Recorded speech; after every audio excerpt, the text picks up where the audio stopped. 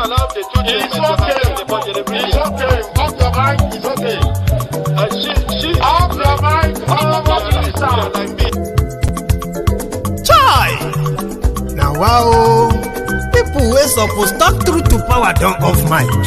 And if we talk, now 500,000 they go summer us, call them hate speech. But fear not, Mayegun don't come. Ingo torchlight every corner, nooks and cranny of all these bad people where they spoil our country.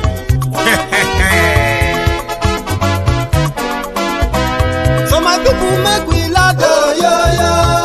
Mayegun don't come, oh yo yo.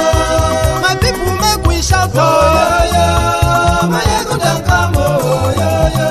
Mayegun don't come, man of the masses, oh yo yo. Mayegun don't come, oh yo yo. Mayegun diary politico, oh yo yo. Mayegun don't come, oh yo yo. This one not the off in mind, oh yo yo. Mayegun don't come, oh yo yo. Can in the touchlight every corner, oh yo yo.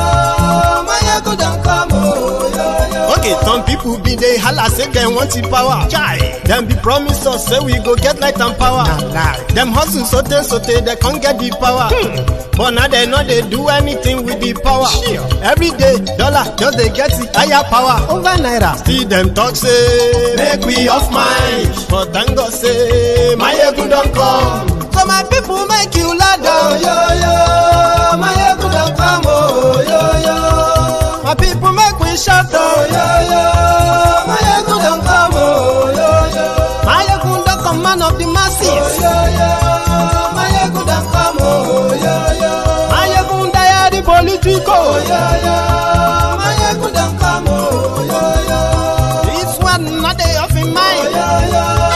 Mayegun don't come, oh yo yo. Person where they do evil, no one make person talk. Them say that Mayegun, that man too they talk. He too they talk. Say Mayegun diary, he they hot like pepper. But every day then they take money in bulk. Poor man picking, they the street they hawk. Still them talk say make we no talk. But thank God say Mayegun don't come. So my people make you loud, oh yo yo. Mayegun don't come, oh yo yo. My people make you shout, oh.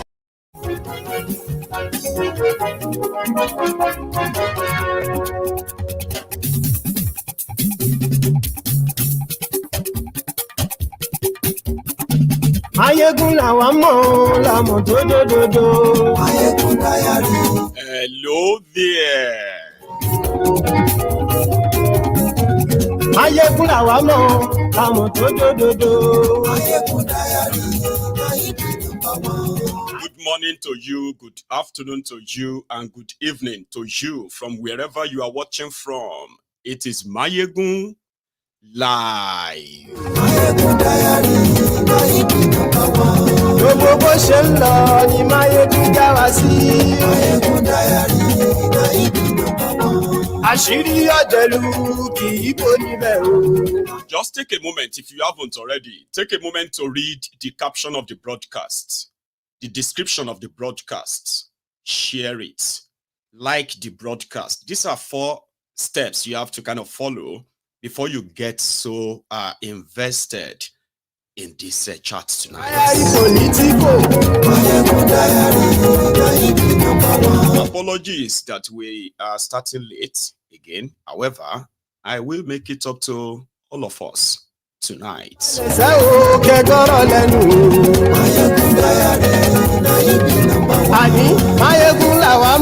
Arewa rejects Tinubu's move, relocating the Central Bank of Nigeria operations to Lagos. Relocation of the FAAN headquarters back to Lagos. All these moves, they are anti-North. Tinubu is up to something. Arewa is not comfortable. I know some of you will be happy to hear that. Lórí YouTube, and yes, we like Baba Bewure, and yes, we like the Arewa Consultative Forum.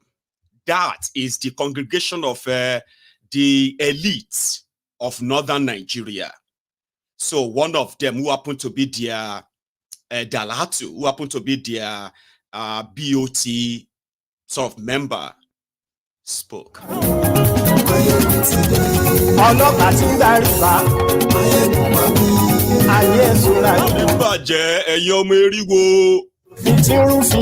Share the broadcast. As soon as they enter the temple, remember, share the broadcast. We are starting in a minute.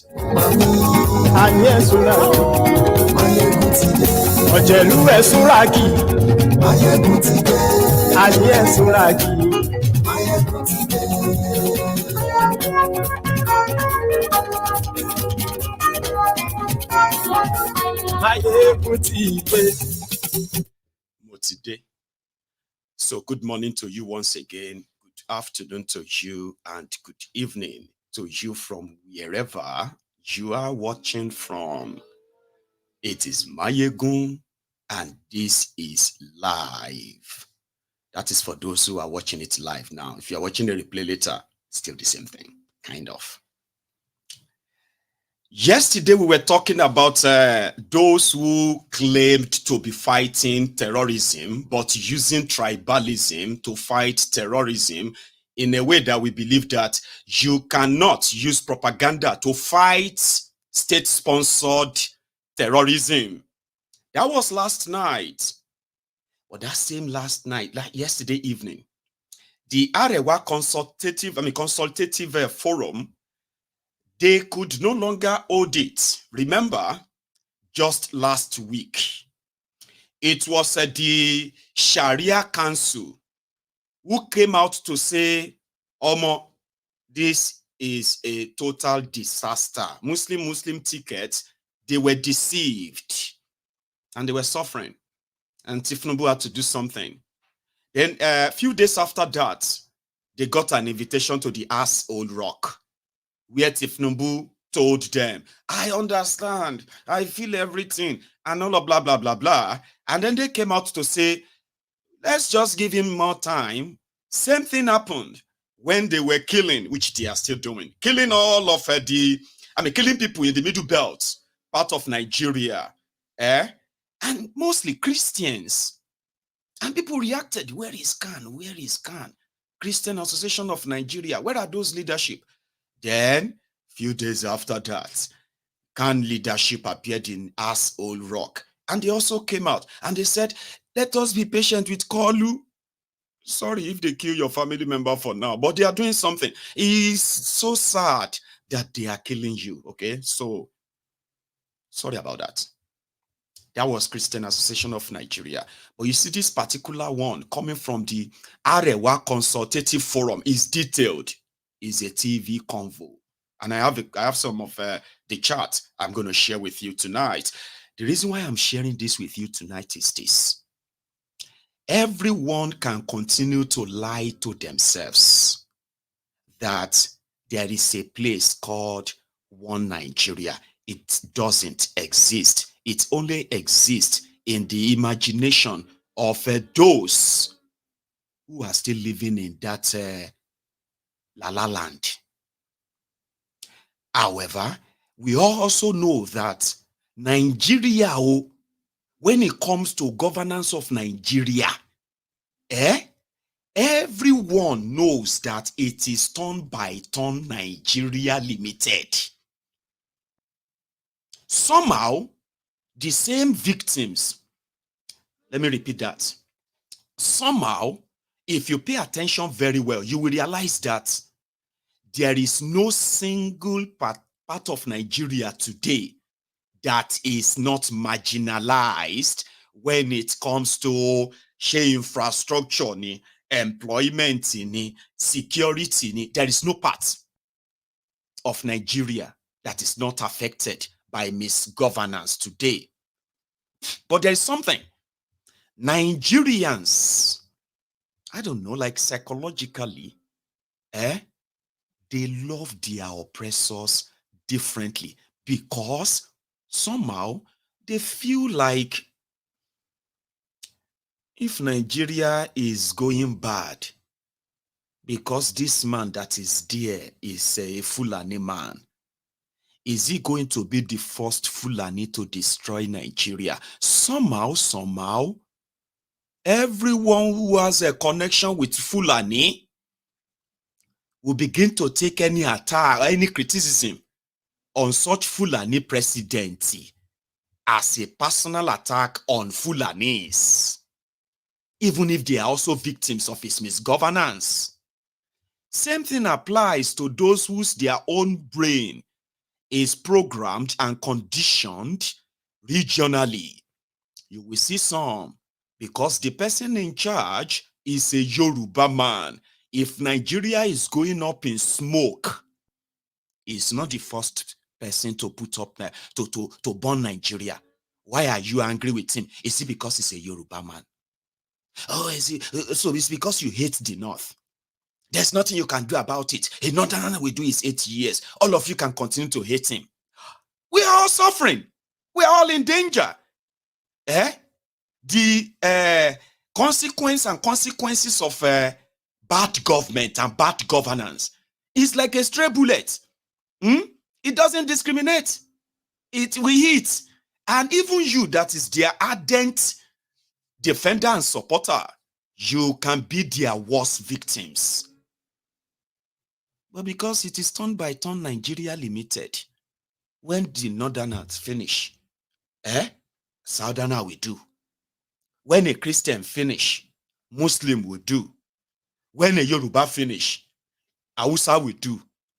Igbo too will do. But that's how they kind of, like, it was supposed to be turn by turn. But when it reached the turn of the Igbos, Wahala started.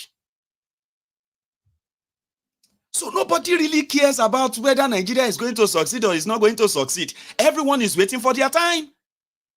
And they have, you see these people, they have brewed generations of Nigerians who are also waiting in line, from councillor to local government chairman to House of Assembly member, or becoming National Assembly member, House of Rep, Senate, or even governor.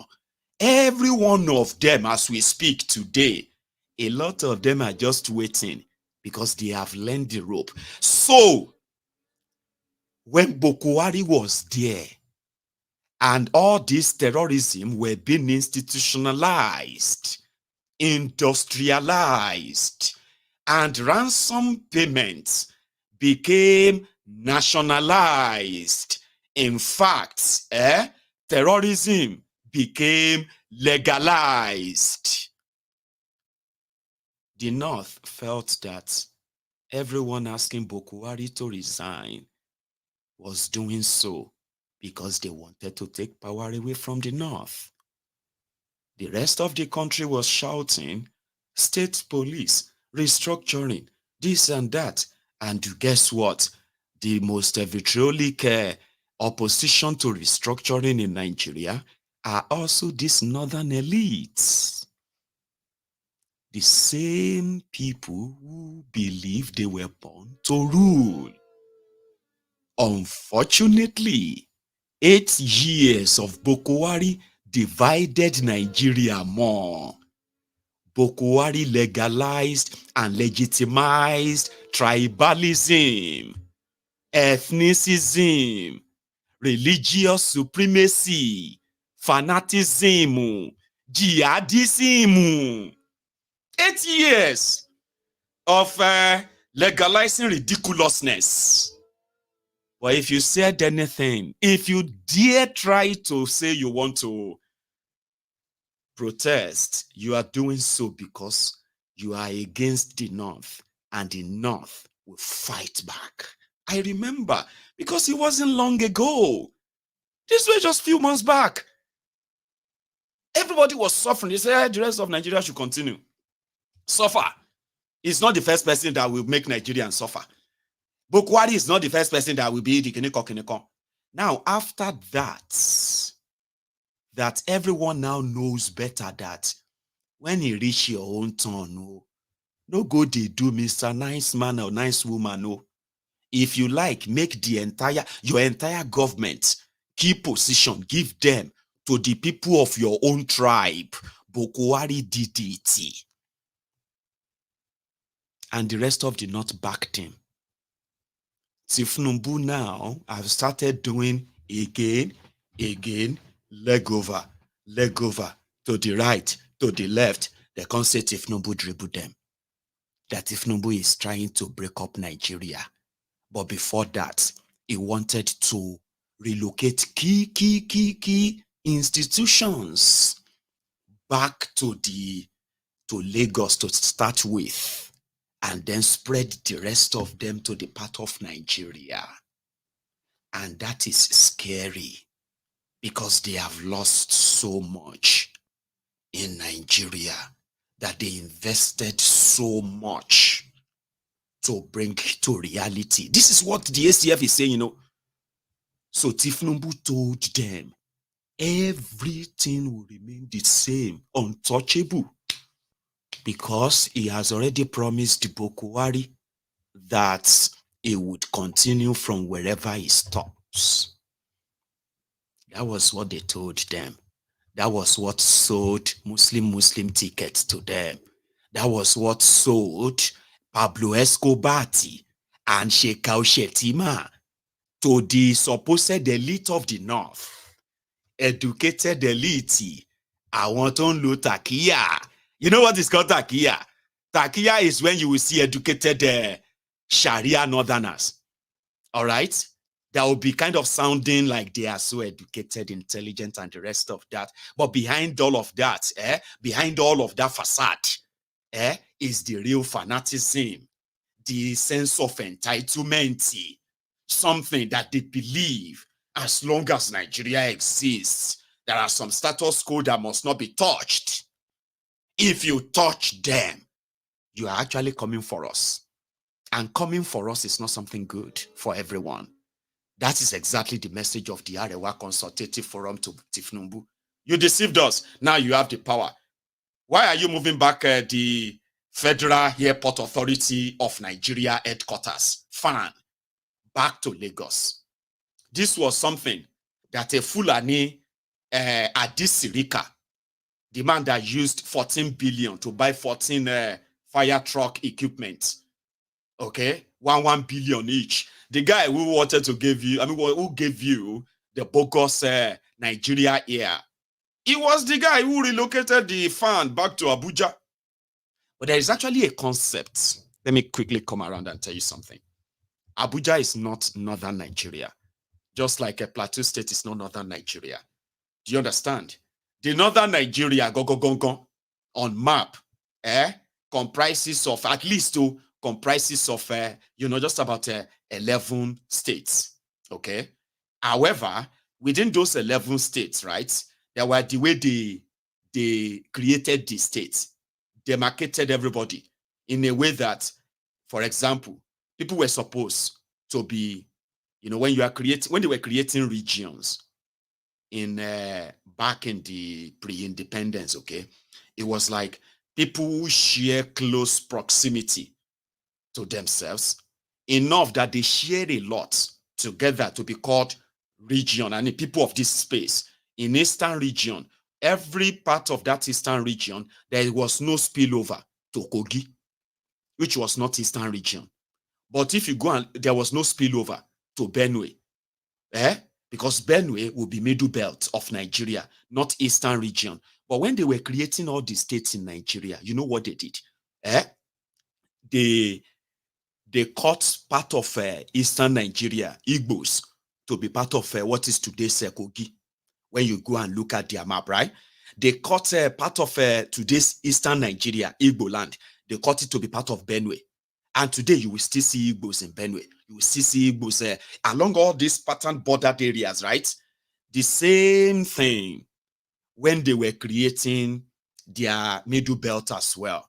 Because Ilorin is the caliphate of the Sokoto Caliphate. All right. However, more than 80% of, in fact, 100% of people of Ilorin speaks Yoruba. 100%. Okay.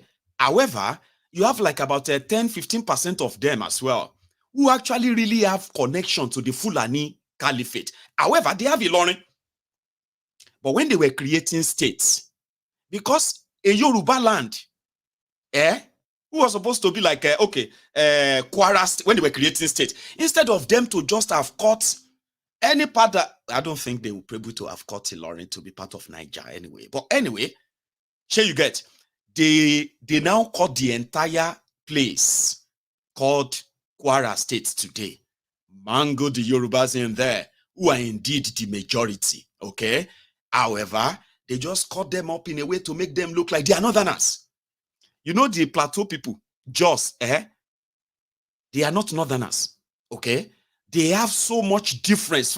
You know what I mean? Like, but because of the same sharing of border, when they created state, they cut maybe half plot of a Fulani obtained and occupied areas. They cut them into plateau to give them the chance to further encroach to the mainland. That's why you are seeing all the wala in plateau.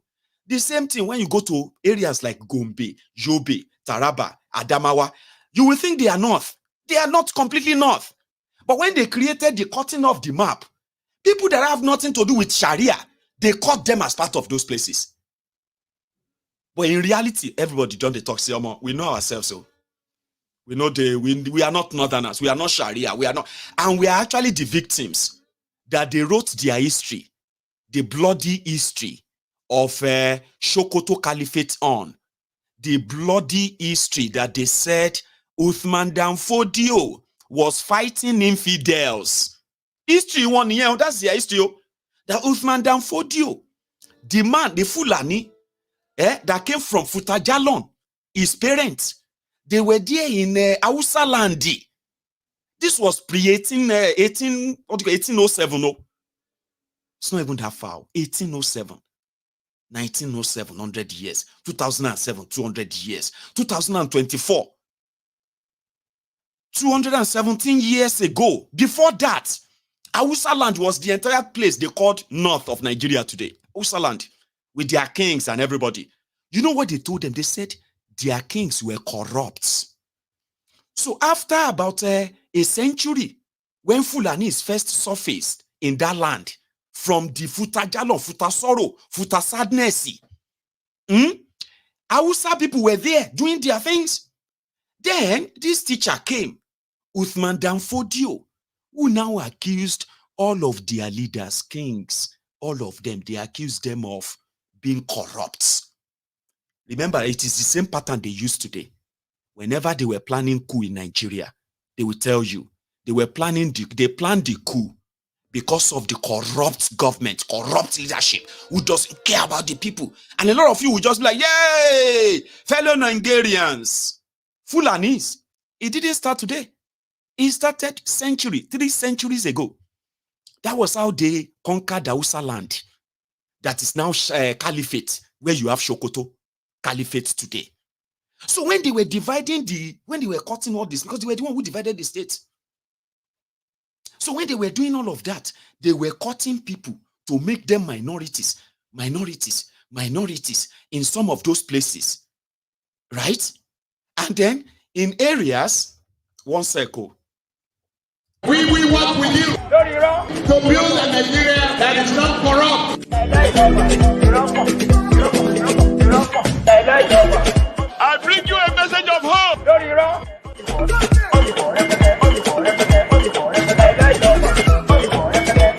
We are going to spend a lot of resources on education.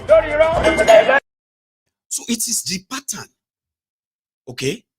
They accuse the Hausa leadership then of being corrupt.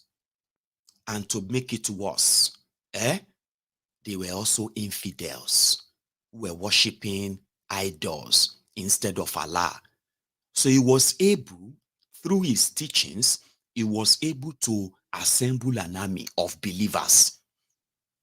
The people that believed that they were fighting jihad, they were trying to save the religion of Allah. And that was the first jihad. They slaughtered them. They killed them to make sure that they did not have any descendants left alive. You will never.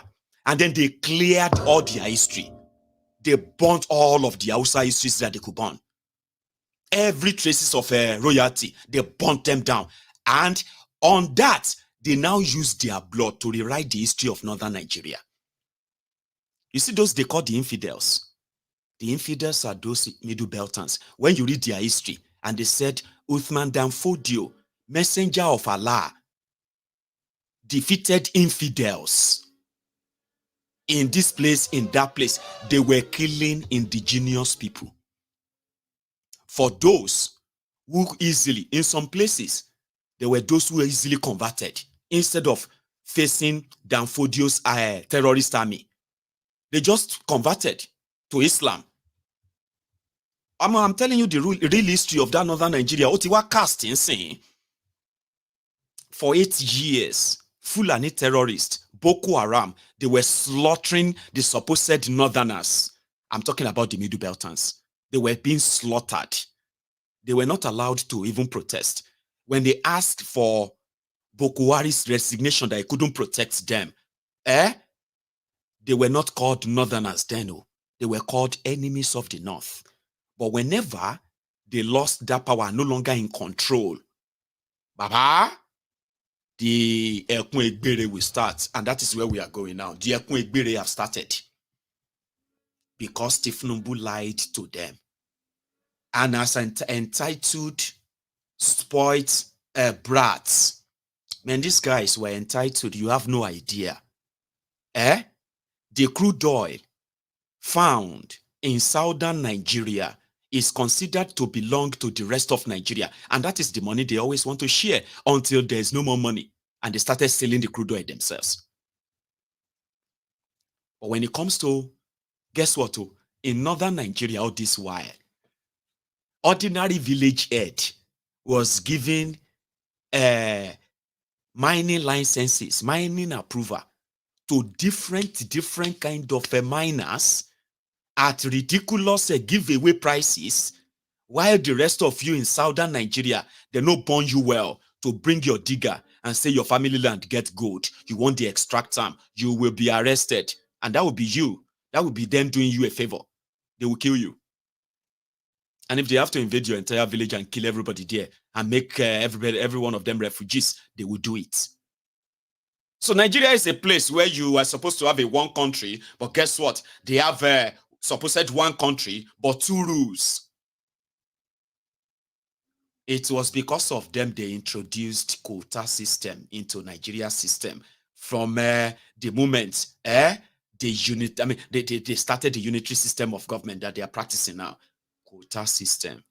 Me as a southerner, I have to do everything possible to meet up the cutoff mark before I could gain entrance into unity schools, into universities. But as northerners, the privilege just comes naturally. If you can do it, do it. If you can't, don't worry yourself. Your own will not be compared to those from the southern Nigeria. And that was put into the system, just like that. And same thing goes into everything. I didn't know that even though some of you are complaining that it is so difficult to access loans for your businesses in southern Nigeria and all of that stuff, ridiculous interest rate, businesses are dying, banks are not loaning and all of that stuff. I know everyone is now feeling that too. But this guy also mentioned that. He said something about northerners having no bank. I was like, but they do have a Unity Bank and Jay's Bank. I said, no, that one does not matter. They are no longer in power. And somehow, the reality is dawning on them. Now, restructuring is now kind of something they want to say, even if they don't want it. Restructuring Nigeria means breaking up of Nigeria, in case if you don't understand. The reason why Nigeria is what Nigeria is because this entitled element from northern Nigeria wanted it that way. And if you want power, you must promise them that you are not changing the status quo. But they have no idea what Tinubu is doing. And a lot of people like it. Oh, I like it, Mayegu. I don't give a damn about what they do to themselves, Mayegu, but I think I like it. It's just that it's happening so fast. Why are they paranoid? When you go to all these ministries, federal ministries, parastatals, agencies, they took the lion's share of all these spaces. They don't even have to qualify for some of those positions. As a northerner, yeah, you southerner, go to school, go and read like mad. Oh, the best graduating student from your school, blah, blah, blah, blah. You will then be posted to the Ministry of Finance, and somebody who entered university with just a cutoff mark of a 4. In JAMB, 4 in JAMB is going to be your director there. And you will look at, and a lot of people actually like, they just blended with it. Like, well, it's Nigeria, that's what it is. And then they were wondering, why is the country not working and functioning? Like, what, no. It's because of the systemic failure, the feudalist system that this Sharia backward northern Nigeria represents. And if these are the thoughts and the mindset of those who claim to be the elite of the Sharia North, of course they are primitive. That's why we are having problems in Nigeria. If you are watching me and you are not a Nigerian, this is why you are reading a lot about Nigeria and from Nigerians. Clash of civilization. We have people who are still living in 19th century, but they want the entitlement of 21st century without any responsibility. The rest of the country has to live with it, or the country can continue to burn. So we are going to take this part apart, okay? So this is Dalatu, who was there to complain about Tinubu's. Why is he moving the FAAN capital to Lagos? Why is he moving the Central Bank of Nigeria's operation, blah, blah, blah, to Lagos? If he is planning to decongest Abuja, why can't he just move them to, places like Kano? Move the operation to somewhere else like Umahia, Abia, or Port Harcourt, or you know what I mean? That's why you say, But let's begin to take it apart. This clip and the old content of it as well belong to Arise News, okay? If you really, really want to watch the entire conversation, right, I advise, okay, after this broadcast, go on to the Arise News YouTube channel, okay, and relax and pick. But these are the few points I pick that I feel like you might be happy that they are crying this or they are complaining that, or Tinubu is this. Or, no. And this is something I need to also add. Caveat, it's a caveat, okay? If you are a southerner, all right, and somehow, you feel like, apart from the northern Nigeria complaining and crying about this kind of loss of control, right? I just want you to know that all of this move, not a single one of them is because of you. Not a single one. No. Not a single one of this move is because Tinubu want to break Nigeria or restructure Nigeria. It is a drug lord's move. Control. Dangote refinery and Dangote himself, as well as the corruption of Emefiole linked, as they used Dangote refinery for all of that. Tinubu was not doing all of that because he wanted to be open and honest with you Nigerians. He wasn't doing that. He was doing all of that because of control. If this is where all of over $10 billion of Nigeria money was laundered, I want to know those who laundered the money, who are the beneficiaries, and what is in it for me. And the moment that area is cleared, you are not going to hear anything about a Emefiole link to Dangote anymore. So the same thing with all of these institutions. Whatever Tinubu does, don't ever make a mistake that it is because Tinubu, number one, he wanted to empower the South. No, he's not. It's all about control. Control by himself. And it's as simple as that. On this suspicion is where Arewa Consultative Forum are now raising alarm. They are not comfortable. Let's go into it. Traditional title. All right, talk to us about the ACF's problems and with the Tinubu administration on these issues, which has made a lot of people within this apex organization in the north to actually voice their concerns, including the ACF pushing out a statement that the Tinubu government should have a rethink over the policies.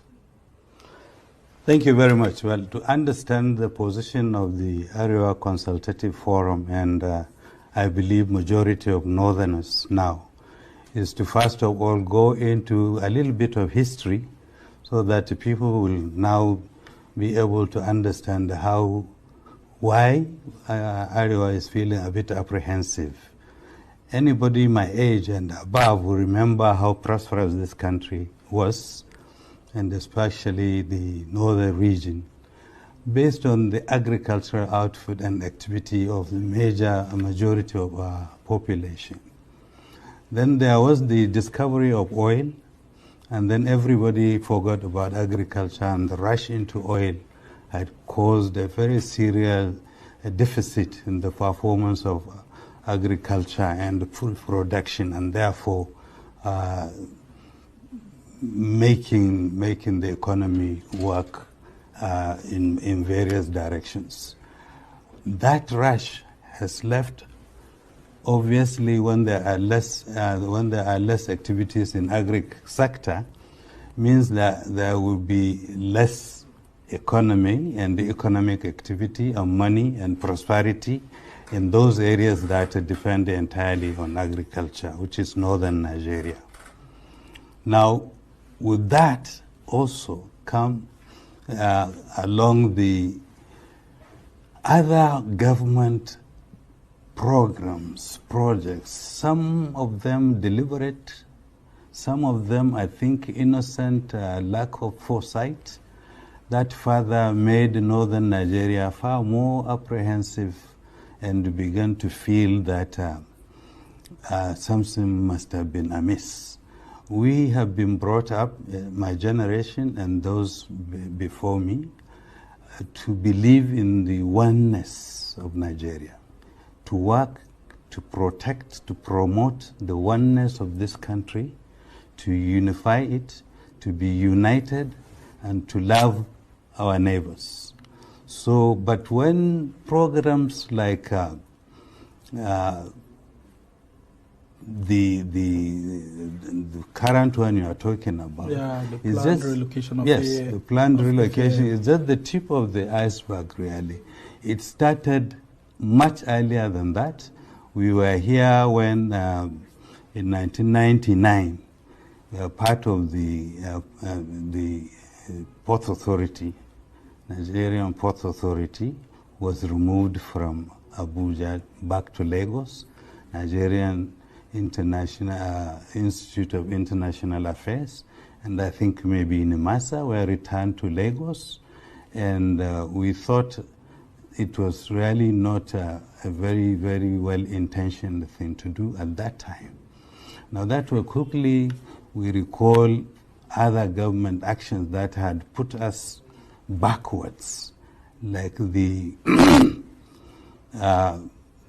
privatization of industries in Nigeria. Government-owned enterprises. Yes, government-owned enterprises were privatized, and this was after the petroleum discovery and the rush and the businesses that took place. Naturally, those in the proximity of the source of wealth were getting it easier than those that are far away from it. So they were able to buy off all the government hitherto jointly owned natural wealth of the country were sold, and we believe over 80% of those went to the south.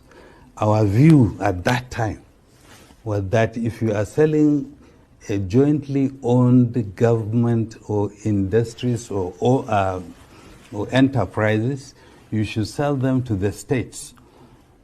To state governments. To state governments who will now hold in trust to individuals, so that you can sell to individuals in states, and where the states cannot be able to sell all, will keep in trust. So all that in the end, the ownership is still going to be, well, the enterprises will still be privatized, but the ownership will still be Nigerian. Unfortunately, that didn't happened that way. So that one also pushed the North backwards in terms of resources, in terms of economic activity. Yeah, but some of these enterprises were also bought. Are you listening to that? I mean, it's kind of being just honest too, but not completely honest. He started with the fact that he said northern Nigeria was prosperous, the Nigeria discovered oil, and then he went on to talk about, he said, listen, this movement of FAAN, as well as the operation of central bank back to Lagos, is just the tip of what Tinubu is still going to do. And the last time people did that, they lost prosperity in northern Nigeria. Let me explain what he was practically saying, just to those of you who probably have no full understanding of that statement and why they are concerned that if Tinubu is not only going to abandon them to the insecurity, he is in fact is going to impoverish them more.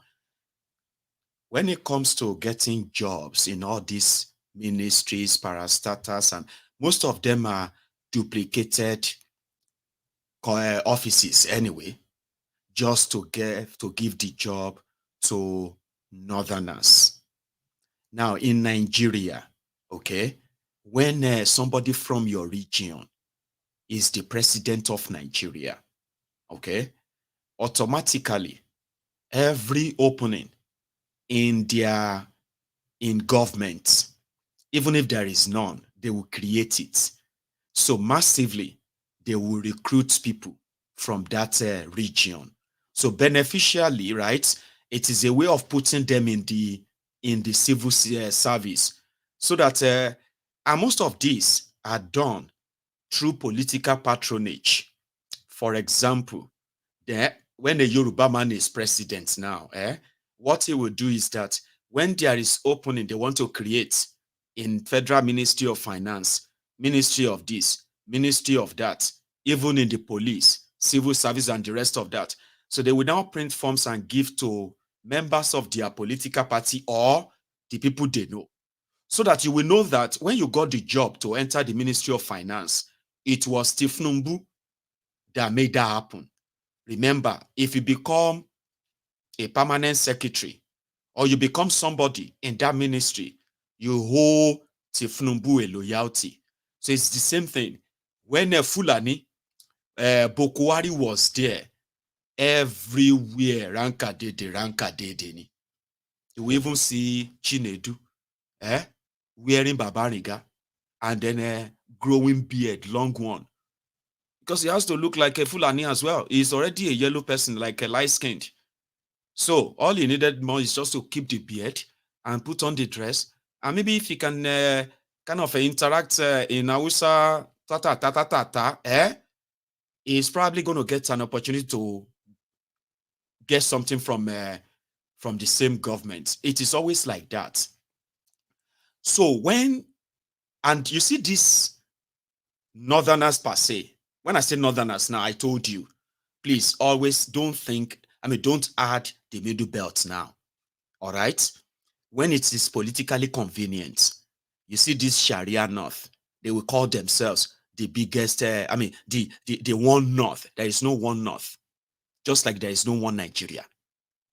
The middle belters, not only were they deceived, they also deceived themselves for a while, but they are waking up now, realizing that they've always been the victims of attempted Fulani terrorism anyway. So how could the rest of the North look away or try to silence them when they are under attack from the Fulani terrorists? And you call ourselves, we are one North, one North. It's like a Western Nigeria right now. And then we say, I'm just kind of creating a scenario because some of you are kind of emotional, too much sensitive as well, okay? So let's say they say, Ondo people, they have a group called Ondo, kill them. Something like that. And everybody is so scared that there is a terror group in Western Nigeria that is killing people, chasing them out of their lands and all of that. And they are from Ondo states. They are Ondo people. They are these people. You know what I mean? Like, and then the people who are like share border with them, like Ekiti, and then straight to maybe even Oshun, who are their victims, okay? So when it is convenient, Ondo people now says, oh, we are one Yoruba. We are one people. How can you say we are one people? And you are murdering us and massacring us like that. And you are not even taking responsibility. You are calling us people who are just trying to, cry, like cry wolf, when nothing is really happening. It's just some clashes. It's just some clashes. At farmers, others clashes. But now only farmers, they die. We know they see others will die. And now farmers, others clashed. So don't, when I say Northern Nigeria, just remember the 11 or so Sharia North. All right? So they feel like they have lost the power in a way that once they move all of these ministries, all these positions back to Lagos, not only would Tinubu take control, in fact, if Tinubu chooses to sell any government property, he can easily just sell it to Yorubas or Southerners. And Northern Nigeria, they will stand no chance. And that is not good for Northern Nigeria. Do you understand that now? That is why it is not good for the North. Because they know that the moment Tinubu move them, he may decide to sell them to his own supposed parties. And that will make some of them poorer. They said Soludo did it. He actually said something like that. But that's not all. Let's go to the next one. We don't view this as loss of power. A Northerner was in power in the last 8 years, but I don't think the North was in power. A Northerner was on the top of the government. That's a highly political statement. Yes, well, yes, but that you cannot say we are in power. North was not in power. I come from a village in Jigawa State, and in the last 20 years, very little has changed. Whatever changed was because of the effort of the state government, not the federal government. You can tell so many other towns in Nigeria, in northern Nigeria, that had not changed in any way, that had not experienced any federal patronage because the northerner was in government. We are brought up to see Nigeria as one entity, and not discriminate against other sections of the country. That's why probably you will see a northerner as president, and he was more concerned in doing the second Niger bridge, while there is a Kano Maiduguri road that has been there for 30 years and is still uncompleted, while there is a Kaduna. Isn't it right for him to do that, because the vast majority of the resources of this country come from oil, and which is in the southern part of the country, and you and I know that, of course, they also deserve some attention. You are making my point. I'm saying that as president, he didn't see that as part of outside northern Nigeria. So he was more nationalistic. Exactly, and that's our own upbringing, all of us. So are you saying that the southern presidents like President Tinubu are not very nationalistic like I don't northern think, presidents? I don't think this move had the President Tinubu's approval. You think it's the hawks around him? I think some government officials always believe that to keep their jobs, they need to please their bosses, right or wrongly. And then they embark on adventures like this transfer of sections of their establishments back to Lagos, thinking that the president would be happy because he came from Lagos. And I don't believe that he...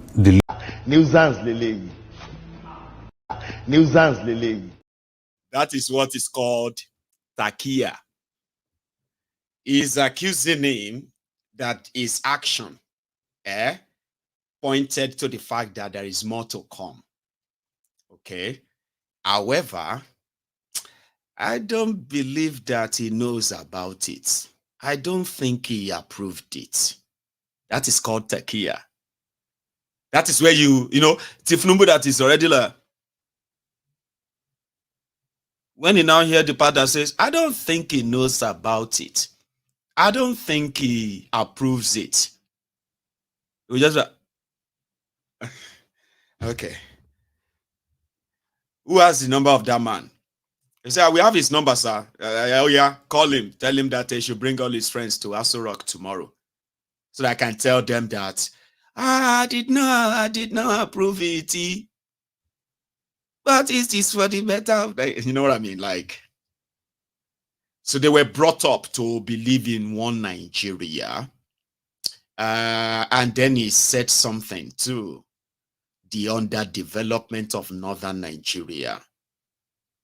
As well as the areas who have never really experienced development in the last 20 years in northern Nigeria.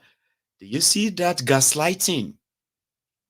He said, simply because that a northerner was president, did not mean that the North was in power. Takia. In Nigeria, it is a system that was designed, developed, and nurtured to rob Peter and pay Paul, rob Paul, pay Peter. And at the end of the day, the middleman is the richest. Nigeria supposedly has this imaginary over 200 million population. Do you even know where that emerged from? There is no scientific proof that Nigeria population is 200 million. But do you know where that emerged from? We were born into it too. In fact, an average southerner believes that northern Nigeria, because it is so big when you add it to the middle belt part of Nigeria, they must be like the biggest in Nigeria, true. They did not probably remember or see through the politics of population in Nigeria. In Nigeria, population is not because of development.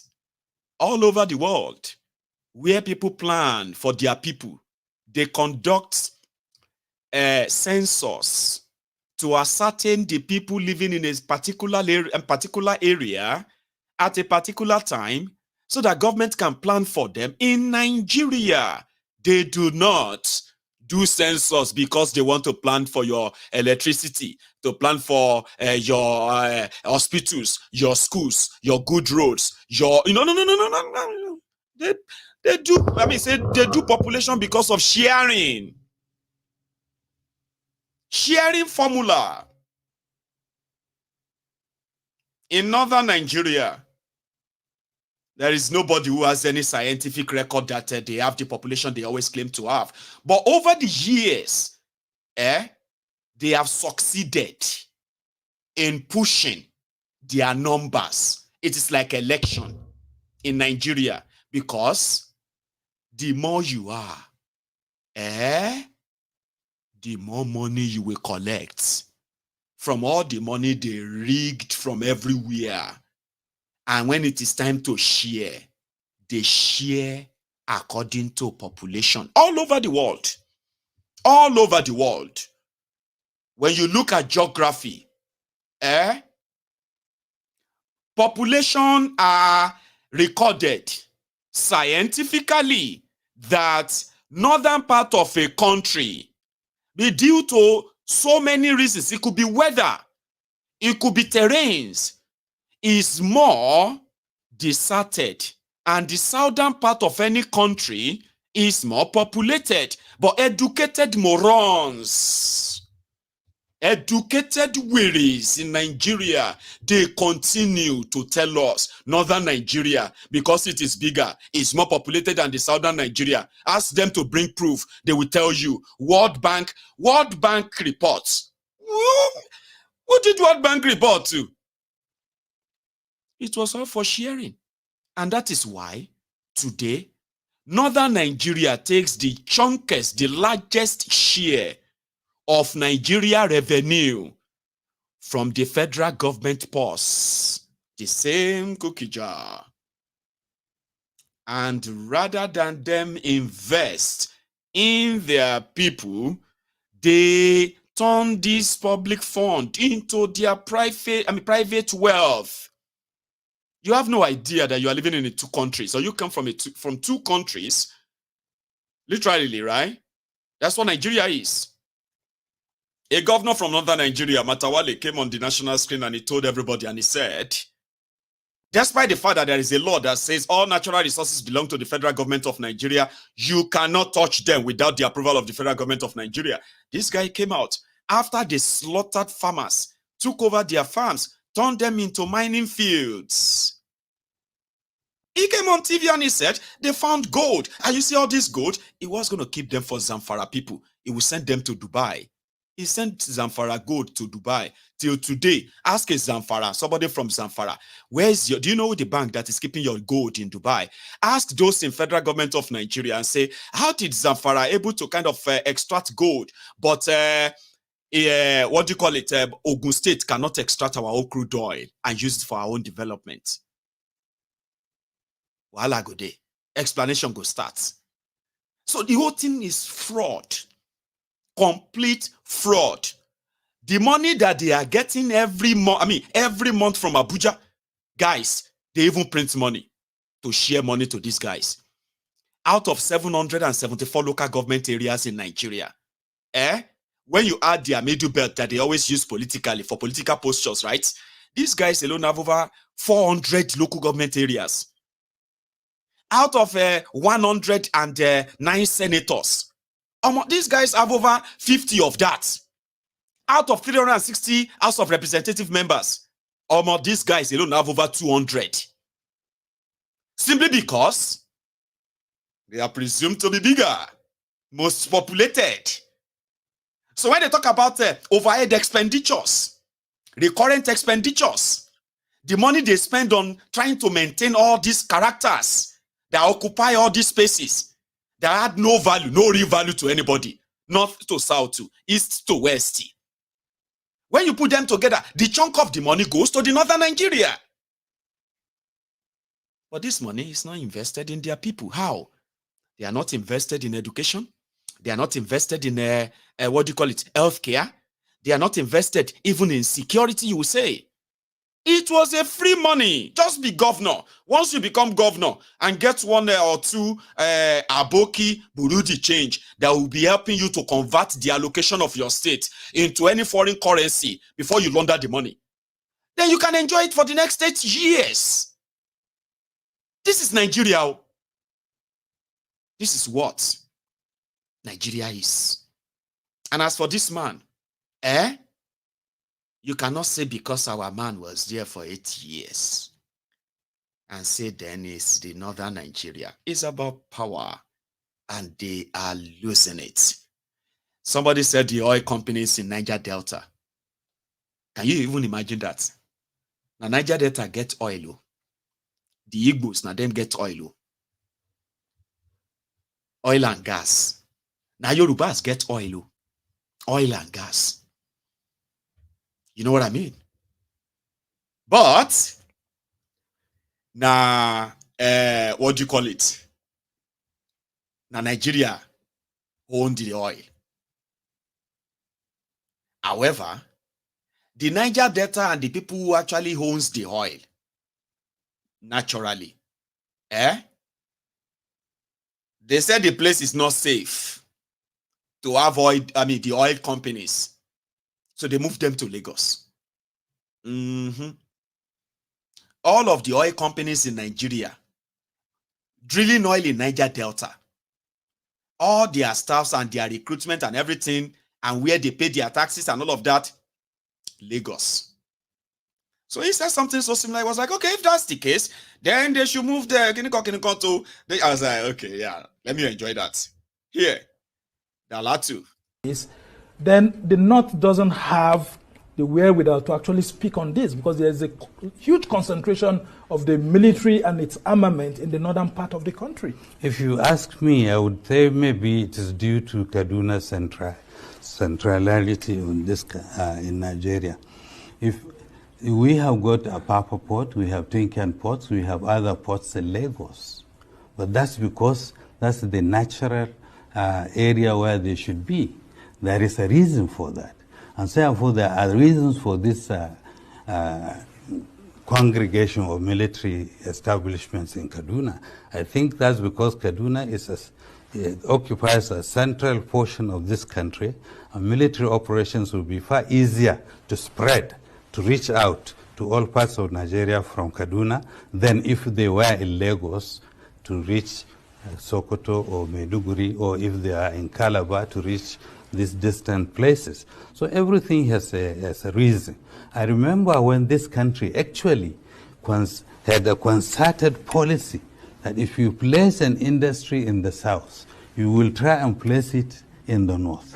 If you remember the steel complexes, the airports, the hospitals, the motor vehicle plants and all of plants, that. yes. Yeah, in the 70s. They were actually, these are government well thought out policies in order to distribute resources to allow Nigerians access to prosperity. But they have been long abandoned and not pursued. And you've made me to actually remember what General Murtala Mohammed had said while he was instituting the Federal Capital Territory, which is Abuja and FCT. He has said in his maiden broadcast on the establishment of the Federal Capital Territory that Lagos will specifically serve as the economic capital of Nigeria, and that Kaduna, Port Harcourt, and Enugu will be developed alongside Lagos and Abuja to ensure that it deflects the powers within the country and not to allow the FCT to become a replica of Lagos, which they were running from, and for Lagos not to be left out because, of course, it's the economic capital. Now, the North has been in power for several years, and people are wondering why Northerners are not seeing this from a national perspective. They say that this point you're bringing against President Tinubu is from a narrow, centered perspective. How do you reply to such critics? When I started talking, I said there were so many reasons why we feel the way we do feel this. Let me remind you, some years back, there was the issue of recapitalization of banks. Suddenly also it came up, and the North had 9 healthy, quite average-sized banks, but they were healthy. But the recapitalization wiped them out. That was the former CBN Governor Charles Soludo's project. Okay. Wiped them out, and we ended up with not a single bank in the North. Well, and we know what a bank is. The Bank of the North became the Unity Bank.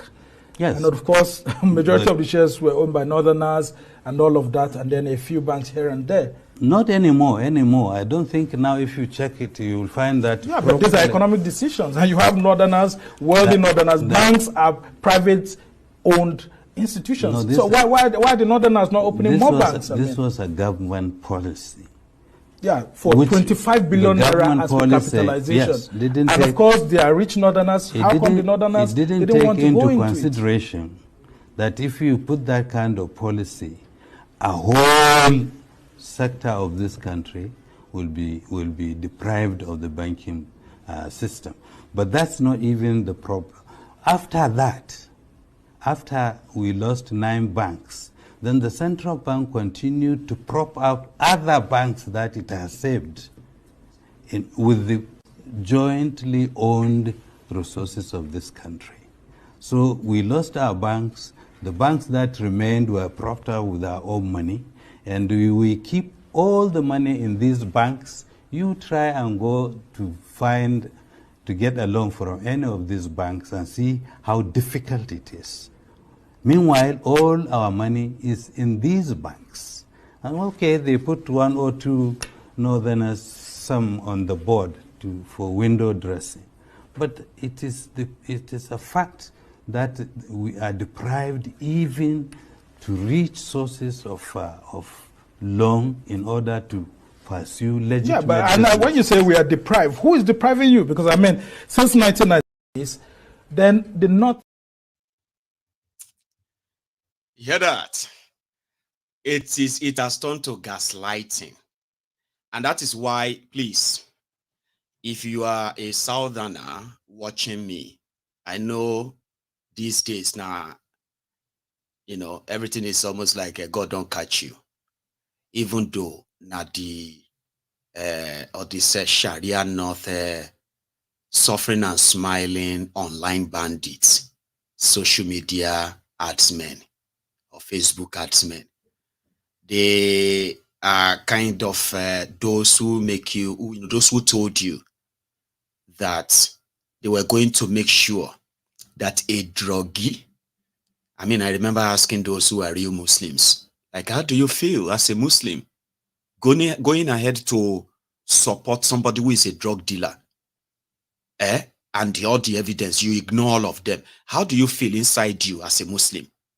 Or is it because they brought in Shekau Shetima?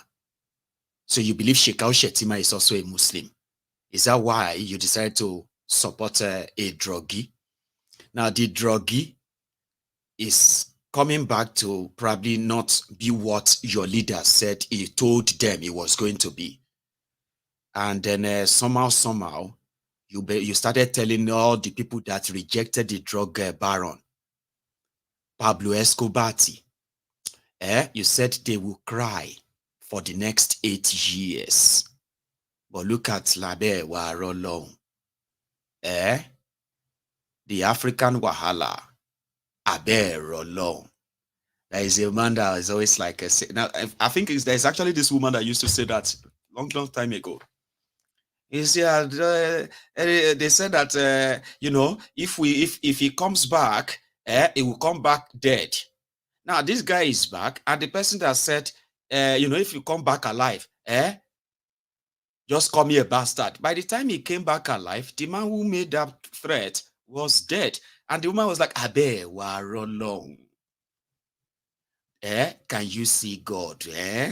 See this me. See this God when they do wonder. Sometimes he go just wonder you, and you'll be in bewilderment to the point whereby you begin to become a wanderer, kind of.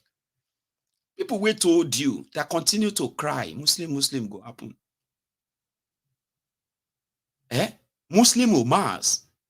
Those who read the Quran, those who read the Hadith, those who know what it was about drug and all these crimes. We don't know what they promised them. So they said, those who said no to this, to avoid this aberration, they said they will cry for 8 years.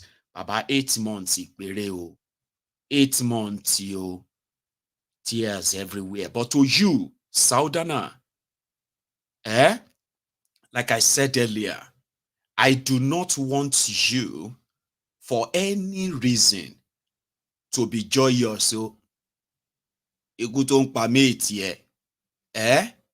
reminder long fun. You see, Tinubu will eventually not only teach this Sharia North about tribalism, ethnic bigotry, and all this supremacy nonsense. There is actually an ideal plan to restructure Nigeria to Tinubu's taste, and it is not in the interest of any part of the southern Nigeria. Do not begin to say, "Mo they chase clouds, mo they chase everything will be clouds." So you just need to know where things are at the moment, so that when the explosion go do boom, it won't be breaking news to you. Here is the part where Mr. said, this moving of FAAN to and all of that to Lagos, why not move this and that to so and so, to Kano, Onitsha, and all of that stuff. Listen. If you talk about transferring FAAN to Lagos because there are more airline activities in Lagos than in Abuja, then you should take the Ministry of Commerce to Onitsha or Kano, because there is far more commercial activities in Onitsha and Kano than in Abuja. You should take the Ministry of Education or Agriculture to Makati, where there is a lot of agricultural activity and food production. You can distribute these ministries to locations according to the kind of activity you can identify. But that is not the intention or the reason or the purpose of establishing a federal capital territory. It's supposed to be in itself a symbol of unity, a symbol of togetherness of this country. The moment you start dismembering ministries back to Lagos, first you are establishing a precedence, which means next government it comes on and it doesn't happen to come from the south, will now return them or transfer others from Lagos back to Abuja, and it will or maybe Kaduna or Sokoto or Calabar or things like that.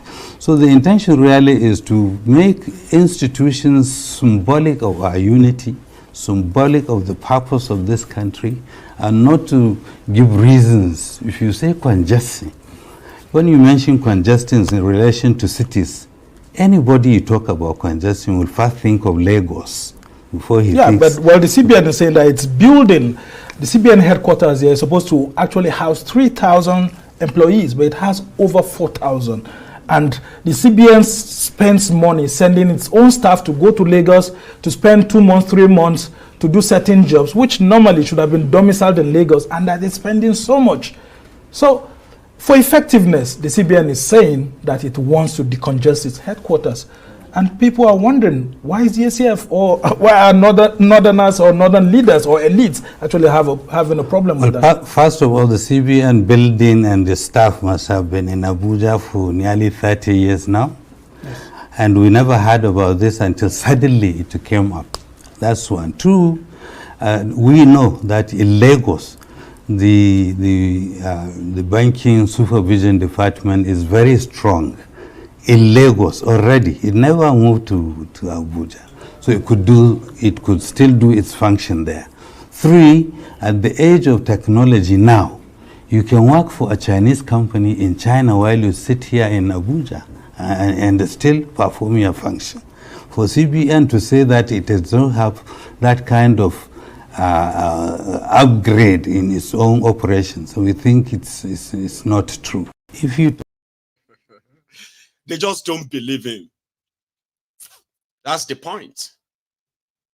You know, we just don't believe him.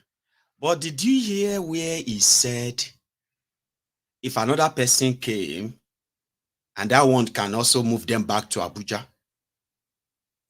So, if another person comes again, that one can move them to Onitsha or back to Lagos. And back and forth like that.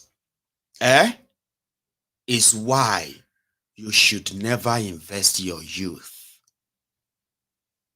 in believing that Nigeria is going to work. Do you understand? Because you cannot waste your youth. However, here is what he said about restructuring, just before we get to that. If somebody comes and decided to kind of do something that sort of bring Nigeria on track, at least, you know, something different, something practical.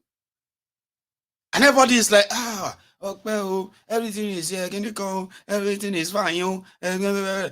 The moment he goes back to northern Nigeria, all of that gains can be reversed in months. All of that gains. Economy is improving. Electricity is improving. Oh, in fact, infrastructure seems to be getting better now. In fact, this is the leadership we have been talking about, Nigeria, blah, blah, blah, blah, blah. Oh, everything is fine now. Nigeria is no longer in debt. Obasanjo cancelled Nigeria debts. It was a milestone. Today, Nigeria is so indebted that Nigeria's revenue, almost 90% of their revenue, is going into servicing debts, which has now kept more people in poverty, little money for development. And they went on borrowing. And look at the rest of the country, sorrowing. But this guy said he's also ready for restructuring. And I was like, okay, I know it's Takia. I don't believe him. Just same way he's not believing now. Arewa is not believing Tinubu. But he said it. They are ready for restructuring, but it must be restructuring that all of them are ready for blah, blah, blah, blah. Baba, meet Tinubu, trigger all of una. Somebody said that the Nigerian military bases, they are there. Nigeria security defense, this or that, they are in Kaduna. And they were there watching the people of southern Kaduna being slaughtered by Fulani terrorists. So why not take everything away from Kaduna and put them right there? So what is the usefulness of putting all of those in Kaduna when the people of Middle Belt, people of Jos, Benue, Taraba, people of Nasarawa, even Nasarawa, all these places, people of Borno, Northeast, Northwest, North Central, they are not safe. Yet, they have all of the military structure and every other thing they need to. Rather, the terrorists invaded some of those military barracks in Kaduna. Military come pick race. You don't see where military they run from barrack before. At least if you are a soldier and there are people pursuing you, and where will you run to? It's not your barracks. Because you know that once you run into the barracks, those people pursuing you, their own has finished. Or more terrorists attack them in the barracks where they are in Kaduna several times. Soldiers, they jump fence. Killed as many people they will kill. Soldiers jumped fence. They bombed the armory, took all the weapons they could take, and they just like that, they went away.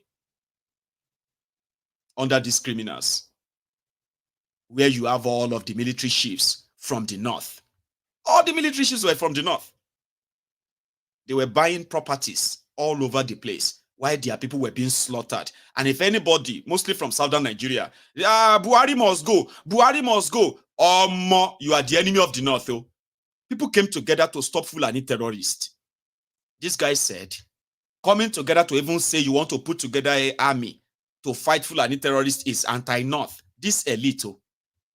So if you see all this cry about restructuring, I am kind of interested, but I don't believe them. It is Takia. Let it be on record. The leadership in the north has shifted to a new generation like us that are less patient, that are in a hurry to see progress all over. We want to see peace and security, but we are also not afraid to discuss any issue. And therefore, including issues of state creation, including issues of state police, including issues of fiscal federalism, including and all these issues mentioned, including by President Tinubu while he was in the opposition. So but you're not afraid of all these issues? No. If you talk about restructuring, depending on who you're talking with, you talk to people of someone from South, he wants own and manage his own resource. If you talk to the Southwest, they want to federalism, they want to own all the VAT that they collect. If you talk to the Southeast, they want another state created, even though actually they neither have the space or the population to have that.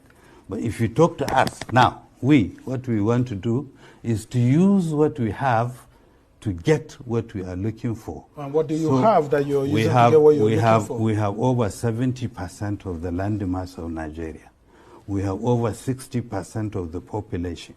So we are going to use our landmass and our population and our natural resources, especially soil and minerals, to sit and talk about restructuring.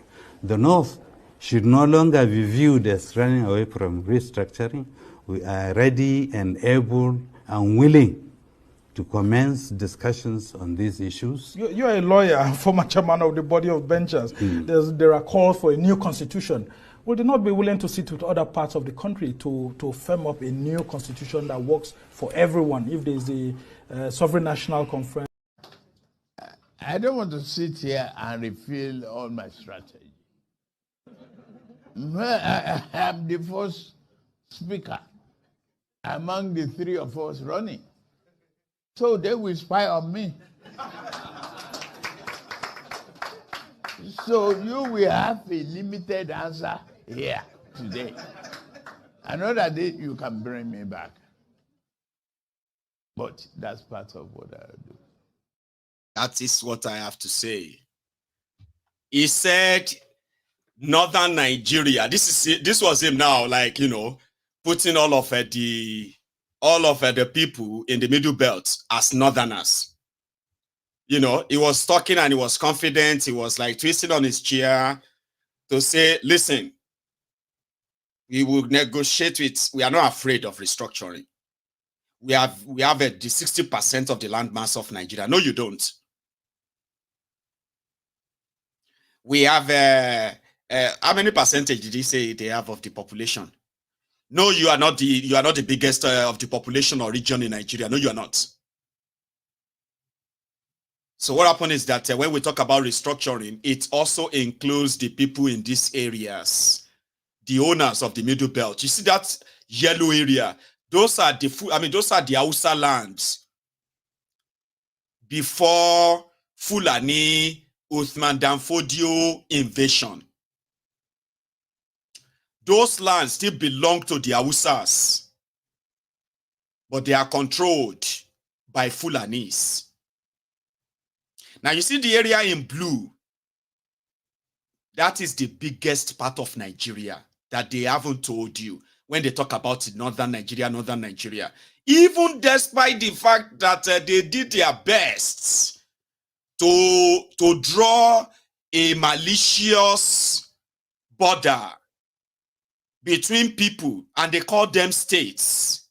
The people know themselves. They speak similar languages. They have similar cultures and traditions, way of life, and the rest of that. This is the true and real map of Nigeria. The people who owns the lands that is called Nigeria. So that man was talking rubbish when he was putting all of those people together as Northerners. Hausa Fulani. No, they are not. Those people have identities. And Nigeria, they take all their identities away. Yima. I have a brother here, Yima Gudu. I also have a sister as well, Celia. These two Templars of the Temple of Truth here, they are Middle Beltans. They are not Northerners. So people like Dalhatu will not represent them wherever the discussion for restructuring is going to take place. Do you know that? The North is not going to represent them. Arewa will represent Arewa. The Middle Beltans.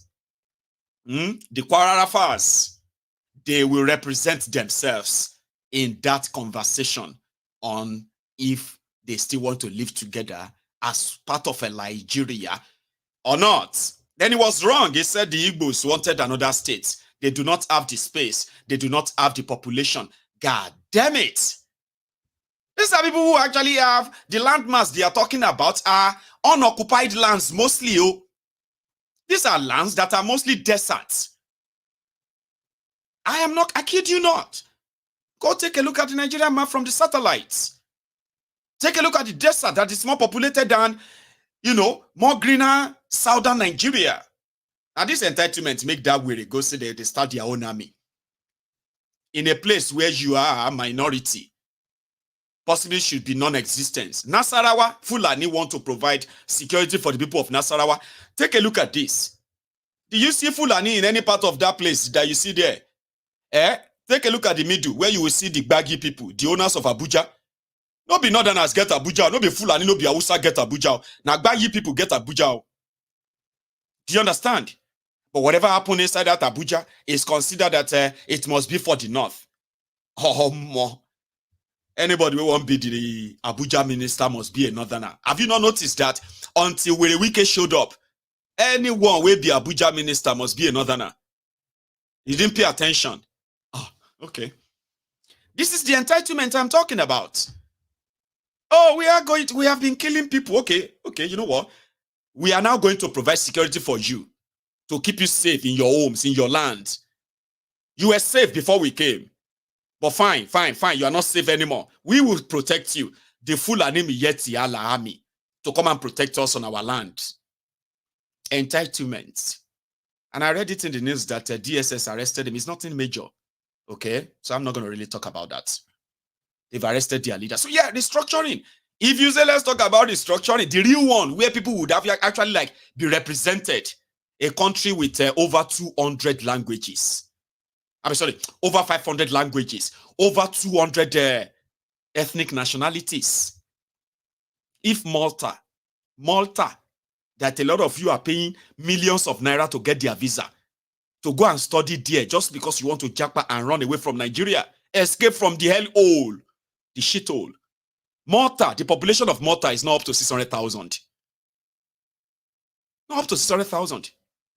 The space they occupied on the map as a country, sovereign, independent country, right? They are not even nowhere, they are not big enough to the size of a single local government area in some part of Nigeria. So they are telling you that we are one north. We are one south. There's nothing called one north, one south. Nigeria is the conglomeration and forceful amalgamation of people who have nothing in common. Nothing. And when they say, what is the weapon fashioned against you? No weapon fashioned against me shall prosper because I know the truth. Now, listen to this. So you they sing that one on Sunday. And then on Monday, you are a proud Nigerian. The weapon fashioned against you, you can't see? This forceful marriage that is not working, they know it. So if you want to talk about it, you would have to bring everybody on board and say, listen, let everybody come and speak their mind. Truthfully. And before you do that, you have to publicly burn that Decree 24 called 1999 Constitution. Burn it. Don't amend it anymore. It's a tattered, wretched book. Forced on you. So you get what I mean? If there's going to be one, it is not going to be the one that the Northern Nigeria have in mind. It is not the one that your forebearers told you. One North. There is nothing called one North. There is nothing called one Nigeria. Until everybody in the space called Nigeria today actually agree to be the same in the same country. That has never happened. Until that happened, you have no right to go out there and say you are a proud Nigerian. You are a deceiver. Do not let your children inherit that from you. Please. Do not. Now, talking about a place that their legacy, the legacy of misrule, legacy of a worse bad governance and all of that, that has trapped a lot of people. And I'm talking about Nigerians. And in this regard, it doesn't even discriminate. It doesn't matter whichever side you belong to. Listen, there are people who did everything to stop and prevent these calamities befalling Nigeria today. But the fact that they did everything to stop it, and some of you encouraged it to this point, and everybody is feeling it, right? They themselves are not spared from the consequences of this misrule. Unfortunately, ask those who have been victims of kidnappings. And ask them if they ever wished for this. Even those of you who they jump up and down on your mad debt, you go die. Today, is this what you bargained for? It can't be what you bargained for. So even if you are thinking you probably have something as a compensation to compensate yourself, make yourself feel better, and everybody should continue crying. You are crying too. The difference is that you can't do it in public because of shame. A year ago, you are everywhere. Strong will, strong-minded, attacking everybody. You are the strongest bigot. Today, a being power are for those who have thrown away the shame to say it out. That's the difference. Everyone can speak up now, right? So if they give a chance, by all means, a lot of people will make sure that this never happened. We're talking about those who got kidnapped yesterday. I am talking about the family that escaped, that paid ransom. They paid ransom to get those girls freed after killing one of them. Everybody would have to move on until another victim. But let's take a look at these people inside that same Abuja, sharing their own experience in the hands of the kidnappers who have taken over the Federal Capital Territory of Nigeria. While your criminal leaders are putting up different photo op, show off, and all of that stuff. Listen, I'm going to show you that, all right? From that same Abuja. And at this point, oh dear man, I said something yesterday. I said, about 10 years ago, no, sorry, about 8 years ago or thereabouts, a lot of you had phobia for people telling you that you need to get ready and prepare and defend yourself. In fact, the Yoruba elite, if you care for yourself, if you care for your life and that of your children, with the money you have, please pull your resources together and provide enough resources for those who are going to buy guns, weapons to defend Yoruba land and defend those your fancy houses, those your fancy lives that you have managed to get from that Nigeria, because one day you are either going to be killed and those properties will be burned down by these armed terrorists, or you would have to run away and abandon them. Yeah, a lot of you have run away from Nigeria today. You see, some people are watching Mayego's diary today because some truth eats them at the right time. Imagine somebody who is in his 50s, in his 60s, living in America, and in the last, before Buhari, years before Buhari, they've built themselves this fancy, amazing country home in Nigeria. And they have been enjoying going back there to enjoy that comfort and quietness, Nigeria changed in 10 years like never before. A lot of them have run away from those properties now. So, when was the last time you were in Nigeria? I mean, I was in Nigeria in 2022. Oh, that was like almost 2 years ago. Yeah. So how far now, Baba? That your house, the way, that your beautiful house, where they village, where everybody they, how far? Baba, I missed the house. So when you went there, how was it? Did you see the place? No, I didn't go there. I just stayed in a hotel in Lagos because I don't want to stress too much to, all this news about kidnappings and all of that. So I didn't bother to, because in fact, we didn't really have security in the house, and I just stayed in Lagos, me and the family, stylishly running away from that same thing. I think we are having an issue with my screen. So take a look at this. Make this one to where I release you on bar. You see them on the now. You don't shoot two. You don't shoot two. The thing goes. And as you shoot. Barrister, his daughter, and this man, his niece. They are still there. No, they killed them. Killed them. Yes, killed them. The barrister that owns this house. No, the barrister is the tenant there. Yes. In this house. Yes. But this other one too was the owner of the house. What his own 2 children, his own blood children that he has, and his niece. But the niece, they killed the niece too.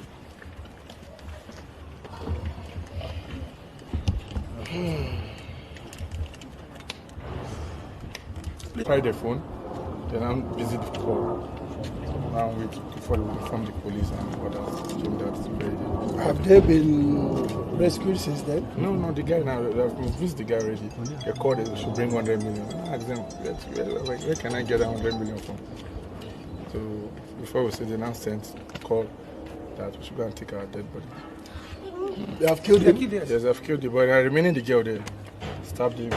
So we were just even trying to prepare for the burial of the boy now to go take him to his village. Push back toilet. Yes. When she came there, see now. 2 of the children, and this other one, two children. Even me now, I have one staff there, the girl. Yes. That is still in them. Yes. So we are trying to, they call, we talk, they call my security, my CSO, they talk to him. Sometimes they say we should bring, how much they say we should bring? You should bring and the 50 call is million. Still going on until now. Yeah, they say we should bring 50 million. So we are still pleading with the them. police authorities and the security are aware of this. Yes, they know. They know about it. They The come. DPO always come here. The DPO comes around. Collect the numbers they used to call us, that if there's any way they can track the number, but since then there's no news. The number that they are using to call you, is it the same number since then? At times they call one number consequently. That number will show Miangwa Papi. True caller. What I don't think so is that there is someone that took kidnapped. The other guy is want to be calling too. So we see Miangwa Papi too. I really pray that they should leave them. That's what we are praying every day. Don't have much things to say. My name is Henry. Henry what? Tiosha. Henry. Tiosha. Okay. My name. Okay, the hotel's. Okay, the hotel is Duty Seaside, Sagwari layout. So on the 7th in the evening, around about 7:30, so I really got a call that wow, some bandits came, some kidnappers came around the residence and picked some of our neighbors. And they went there and they came to my own premises where I do my own business. And they took off two staff of mine. And I lose one of them. So we are still praying. There's one over there with them. The lady, every day we pray to God that God touch the mind, the hearts of them to leave them. How many people did they kidnap in the house? They kidnapped two in my own premises. So generally like 10 people that kidnap in the community. So we'll now lose 3 of them. They killed the 3 of them one day. So now we are still having some members of like 7 of them over in their hands there. Is it possible that they escaped through this road? Yeah, they took back the road that they took to, back of the hill, so I'm saying. So that's the road they took back to where they came from. Yes, at that time. Yes, immediately we alert the securities.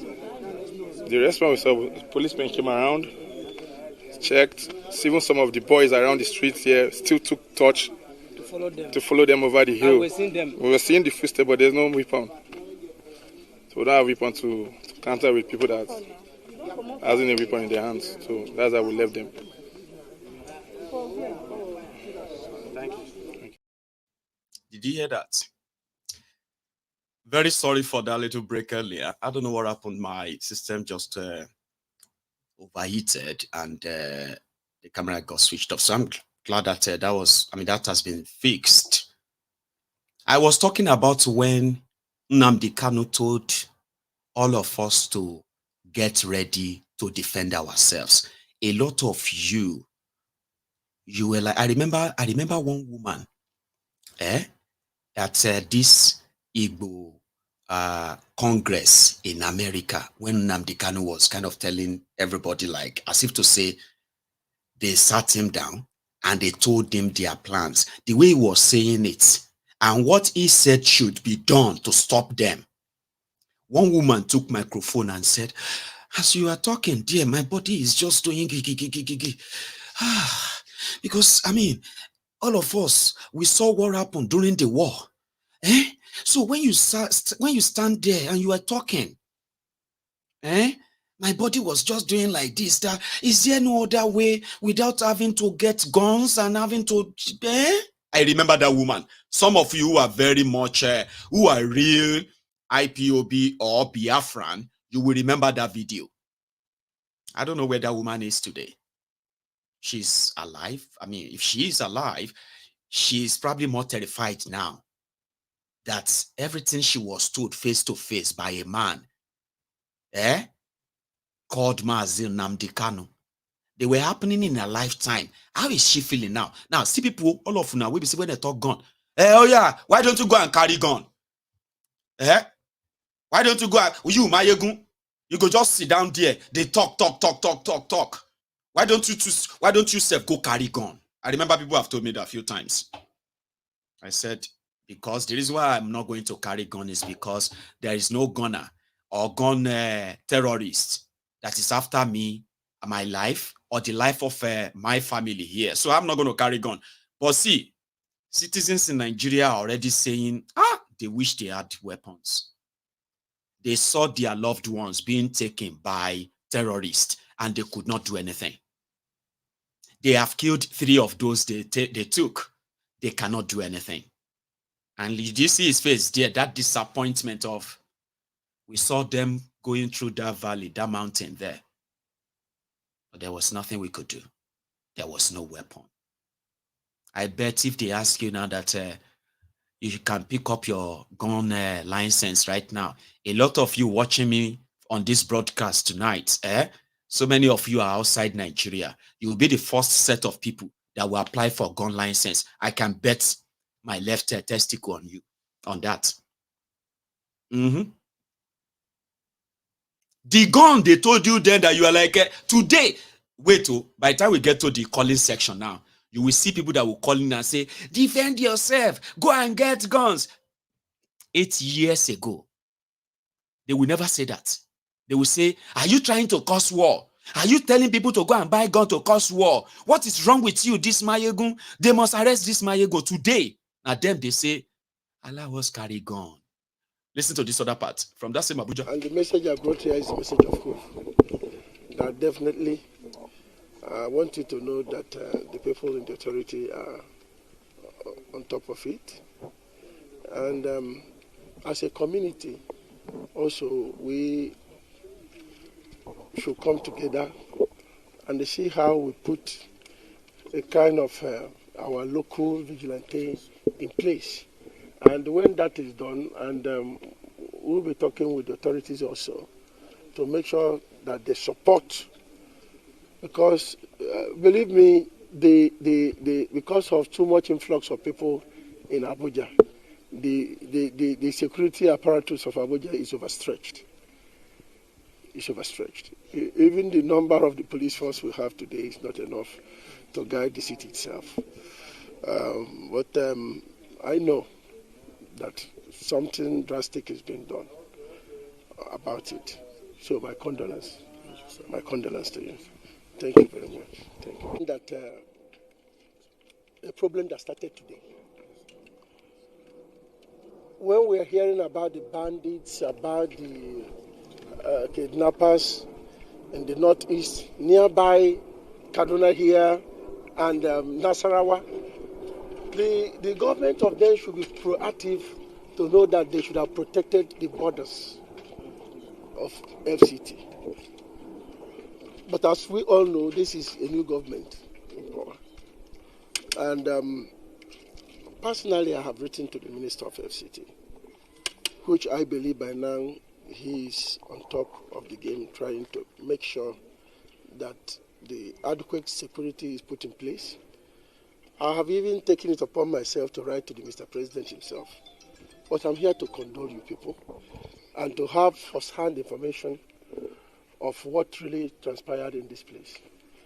And also to plead, because these are not ghosts that are doing this.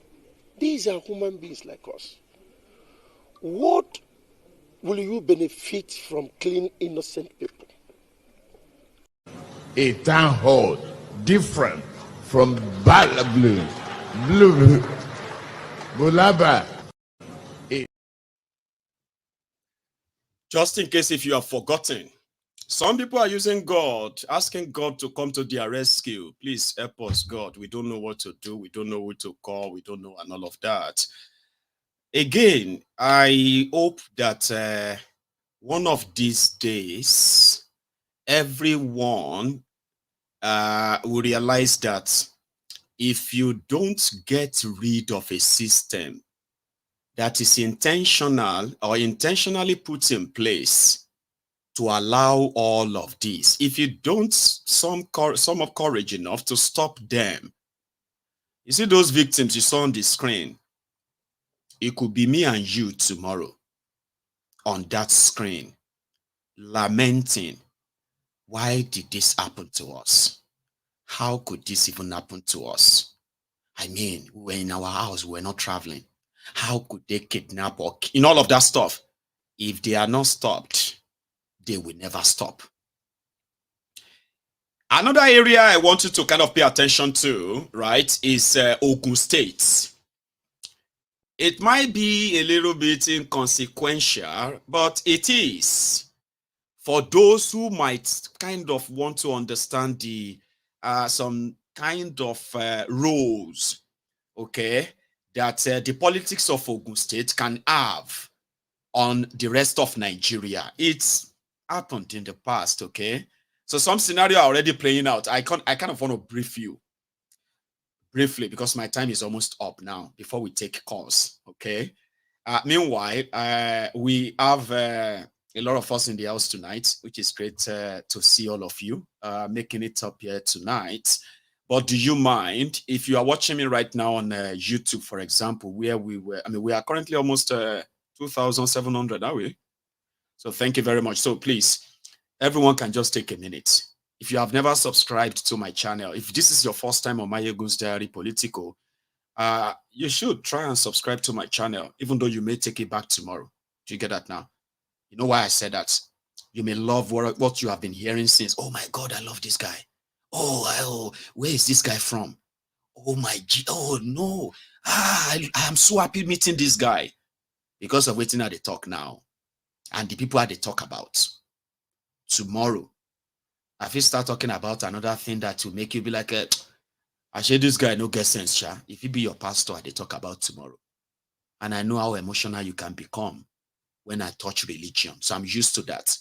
But for tonight, where you see they enjoy, say, Mayegun, they talk sense. Now where they make sense, eh? If you think that they make sense to you, go and subscribe to my YouTube channel.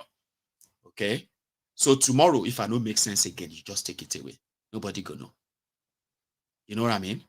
Another thing you should do, that's for those who stumbled on this broadcast. To those of you who are Templars who have always been here, and you haven't really liked the broadcast. I mean, you've spent almost 100 minutes with me. Yeah, you have. That's over 100 minutes you've been with me now. Right? So would you mind just take a minute out of that comment section, right? Right. Bless you. So now let's continue. Ogun State, there is this politics going on there. I'm just going to brief you. But to make you understand what their politics is, right? They are cooking different things now. And I'm not going to take it into too much details. But however, this morning, they removed the speaker. And he made it to the headlines. But a lot of people have read the headlines. They've removed Ogun State. No, that's not my problem, Jerry. Oma told the problem, because you are going to be reading news from Ogun State, either of people that have been assassinated, people that have, people that have been injured, communities that have been attacked in the coming months. That is why you need to understand that headlines beyond headlines. They removed Oluomo, who is the speaker. Oluomo speakership. Okay, you know what? I'll go show you what happened so that I can then come back and just gist you. Then we'll go and take calls, okay? Today from Abeokuta, Okemoson, where 9 APC lawmakers loyal to dubious Dapo Abiodun of Ogun State teamed up with 9 other PDP lawmakers, making themselves 18. And they sat and removed the speaker that they accused of corruption and so many other things they accused him of. However, it's not just that. It is because of a guy called Solomon Adeola Yayi. Political intrigueness. Oh, go there. You may laugh, but do not miss the message therein. Let's go to their assembly.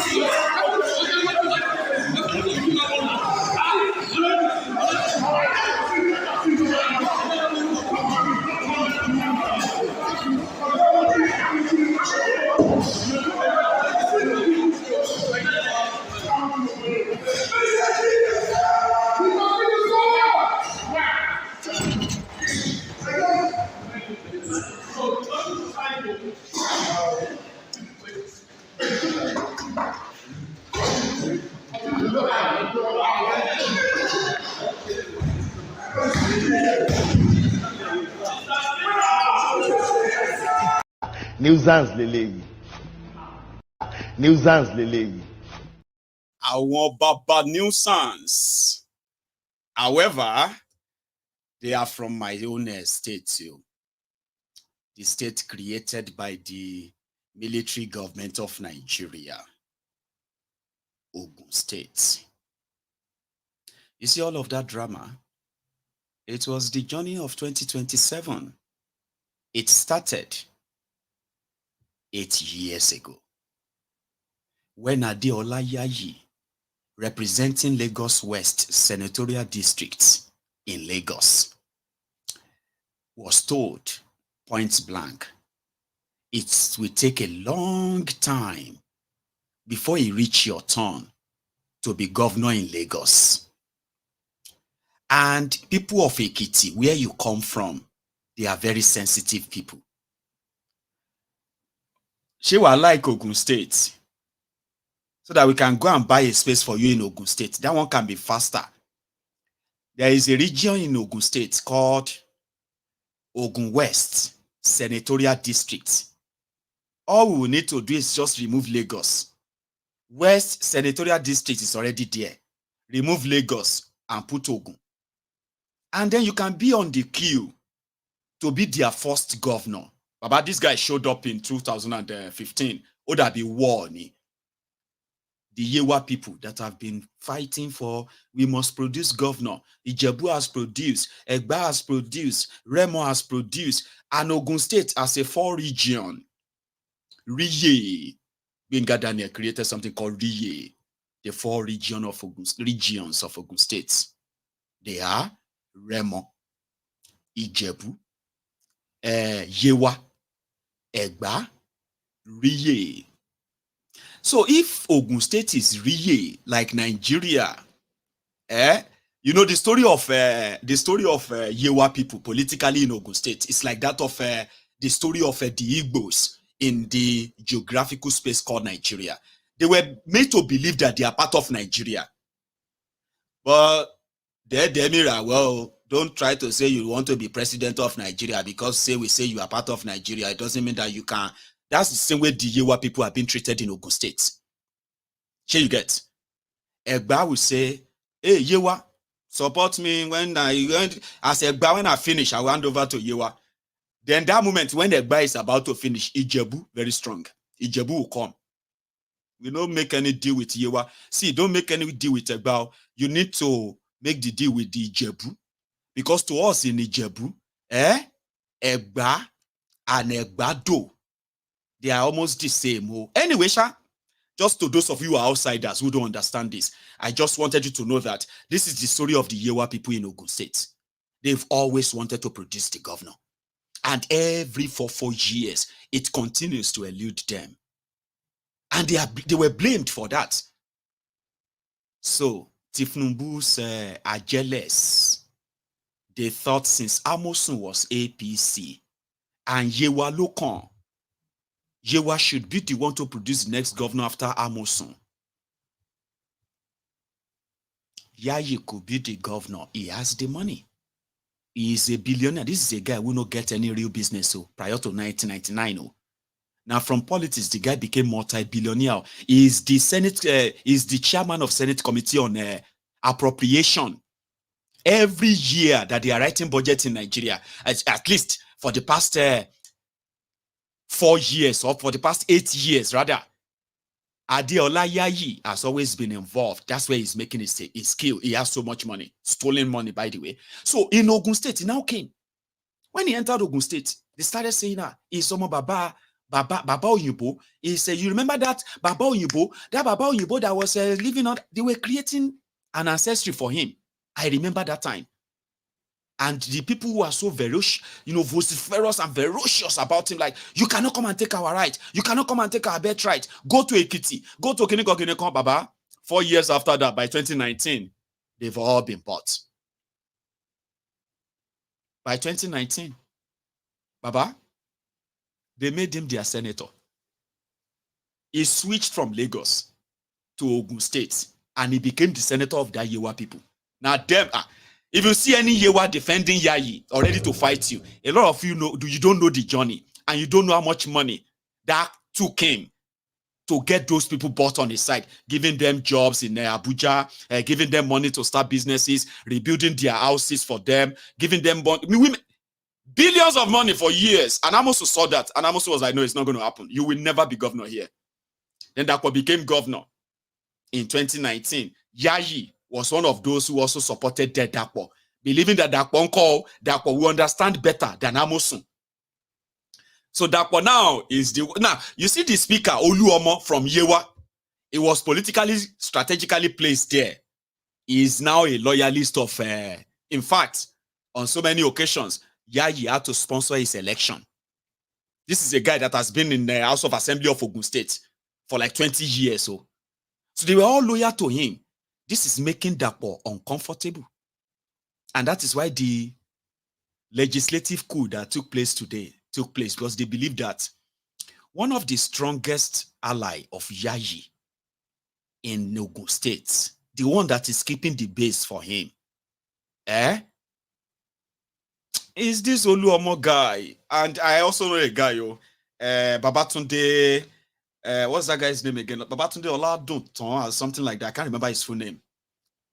These were Yayi's loyalists working to make an Ekitimanu, the governor of Ogun State, which is pretty much like the Yewa people who are like the people from Yewa land, the Gogo.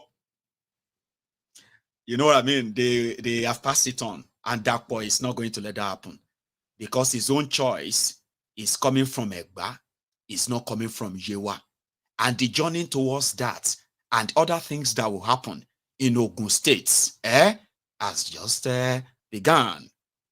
Take a look at the honorables who carried out the impeachment. Remove everything, this guy from here. I don't want him to be a threat. Look at the honorables, including the honorable from my own local government. You will see the guy soon. That's the guy from my local government, the Ogbolu local government too. They don't start. Right Honorable Oluomo came on board. We never wanted it. But the leadership of the party thought because he was once a speaker, we should allow him to continue. He should continue as a speaker. We all agreed as a faithful party president. Now the situation is, Oluomo will go everywhere. He will come to us as members and tell us governor has not approved any money. Governor has not been giving us any money. That we should manage things. We keep managing. We later found out that governor has been giving us money. He takes memo to the governor, he takes everything to the governor, he gets money, he comes back to second money. Let me give you a good example of this. The quarters allowance. When we came on board, governor gave us money for relocation. Oluomo took, after giving members, each member, the remaining one, he took it and spent embezzled out with the remaining ones. He took the remaining one and embezzled it. All these things are there that I'll send to you as well. You put on this. Now we said 18 of us came together and said we can't be the same. We can't be looking at these things. This is our future. How can we manage ourselves with Oluomo? We said no, we don't want it. He keep inciting members against each other. He keep inciting legislators against executive. This is so bad. We cannot take this anymore. His arrogance is full. So I believe we have changed the leadership. We start now. We have changed the leadership of the House. The House is in control of Right Honorable and let me do that solution and remain. Let him go and clear his name in the existing litigation he has with TFCS. And he should go and clear his name with the existing litigation he has. We are not fighting Mr. Governor. We are not fighting Mr. Governor. My name is Shona Edamilola, representing Obafemi Owodele. Don't you think this will go against the reach of Mr. Governor? No, it will not. The governor doesn't interfere with the legislative arm of government. As a matter of fact, he doesn't interfere. The governor is a Democrat who believes in the sanctity of the legislative institution. He has been supporting the House. As you can see, this House, you won't even know that it is an heterogeneous House. The governor and the state has been doing the needful. But what we are having issue with is the leadership of the House. And we are using this opportunity to assure the good people of Ogun State and our governor that this has nothing to do with him. As a matter of fact, this will further help the state government in enhancing the implementation of all the nice agenda of the government. So it is no issue We put him there and we decided to change him. It is very easy. We don't have issue. Members are very calm and bounded in unity. And thank God there's no violence in this change of leadership. I appreciate the leadership of the youth. There's no violence in this leadership. Don't wear violence is in court. Mr. Clark sworn in, right on, but let me do that. Mr. Clark sworn in right now in the presence of the deputy clerk. That's Lukman though. Lukman Adeleye, like, is from my local government. He's a PDP guy, elected as PDP. The other guy talking from Obafemi Wode, that one is from APC. So they are together. Dubious Dapo called them and said, go and remove him. Hello, Yojo. Hello, Yokru Mejo. Do you all know that I used to give him money? I don't know if he gives you the money. He always tell you there is no money. I give him money. Go and remove him and I'll give you more money. Look at them. They just finished. They are thugs. Like, kind of, you know what I mean? That is what it is. So somebody says it's about money. No. They are just being used for something bigger than that. This is just the beginning. Here you get. Unfortunately, it is also so very much early too. The Ogun State where me I know. Especially when it comes to their politics. Anyway, I think the person with the pulse string, I'm sorry, the pulse string is the one that controls the oath. Okay, the governor will always have the chance anyway. So just pay attention. And for some obvious reason, I think I should advise you to not in any way get caught in their war. These are the allegations, notice of impeachment. They were supposed to tell him that, okay, we want to impeach you. Come and defend all these allegations. But they no wait. Then burn your down, remove him. And you will be expecting the reactions of his own, what have you to. So these are the honorables, they call themselves. They say, whereas the office of the speaker is to be first among equal, whereas it is supposed to be dignified, whereas office of the speaker is supposed to blah, blah, blah, blah. So they're saying steal money, embezzle money. They did not say how much per se, all right, or when. Then they also throw him a jibe that he should go and clear his name with ESCC. Criminals, then Bonnie, those are the freeloaders, the scavengers, the opportunists, the pickpockets that you are feeding with your common patrimony, your commonwealth. And then you are telling God to come and do their job for them. God, come and listen to our prayer. God, you need to come and fix this place. It doesn't work that way, dear sister. Anyway, I'll keep it there. I'll stop it there. I'll go make myself another cup of tea. Fresh one. Now, if you are still here with me, and you want to probably phone in and be part of this, the number is on your screen, okay? It's a WhatsApp call or a direct one if you want to, okay? But please, before I come back, I hope those of you who haven't really paid your offering, those of you who haven't really liked this broadcast, you would have done that by then. So don't go anywhere. I will be back and we can take some calls tonight.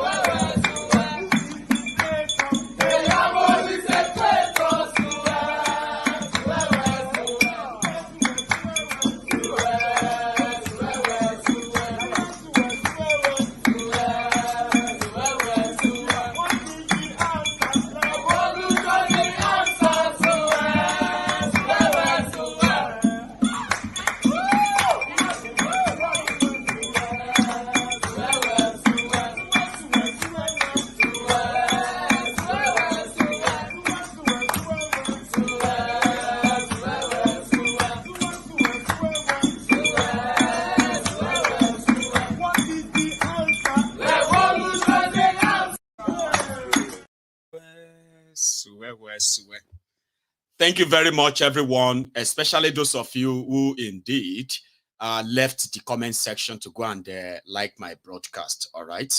So I have one more information to add. Okay. So those of you who are aware that I am kind of raising fund to help support setting up of my own studio here in Glasgow. This support going into equipment and all of that stuff. Okay. So to those who have been messaging me that they couldn't use the PayPal, they didn't know how to get it across, especially the link, right? Listen, just copy the link from this comment or from the post or wherever you copy the link, put it in your browser. The normal place you would type google.com, copy the link copy it there.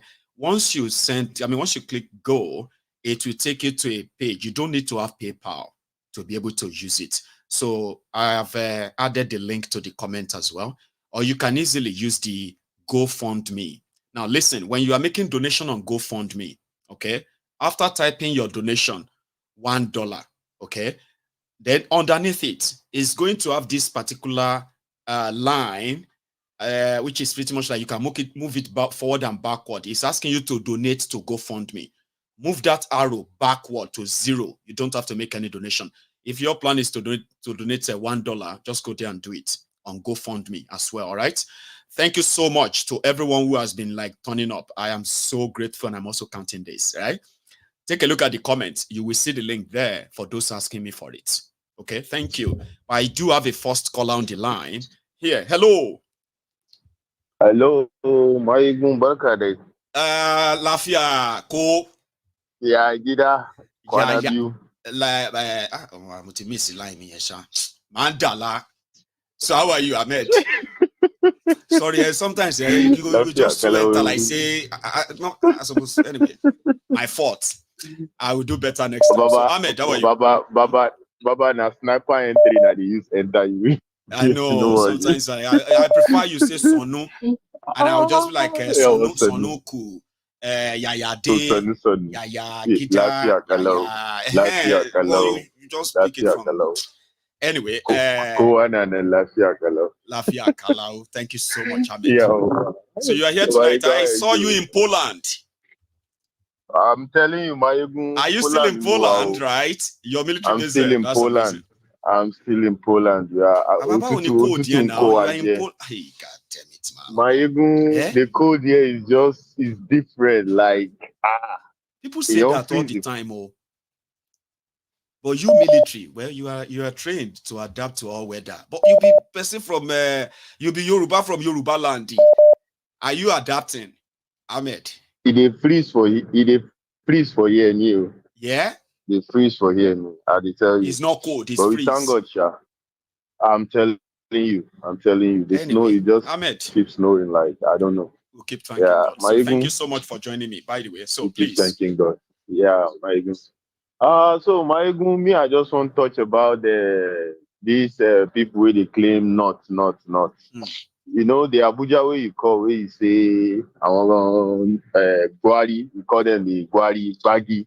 Yeah, you know the Baggy people. Buhari or the Baggy people. Oh, yeah, go on, Ahmed. Yeah, you know, if you enter some part of Niger State, almost half of Niger, if I'm not mistaken, I can't pull out statistic right now, but if I'm not mistaken, almost half of Niger, Nagbagi people full up. Almost half of Kaduna, Nagbagi people full up. Abuja, Nigeria, where they claim say they're the biggest in Nigeria. Now them get them. Abuja, now them get them. The Hausa people, we know where the Hausa people are based. And most of their bases like Kanu, Katuna. Now their bases with that places like Jigawa. But if you don't enter like KB, other places, we get people who be saying that Dakarawas, they be people from Zuru. You know, they get language. No be saying no be outside them, they get language. What need it also. So if they say Hausa, Fulani self, we know I want to be them no be enter they enter people. Any state where you enter, even Yoruba land now today, you say Fulani don't enter. So they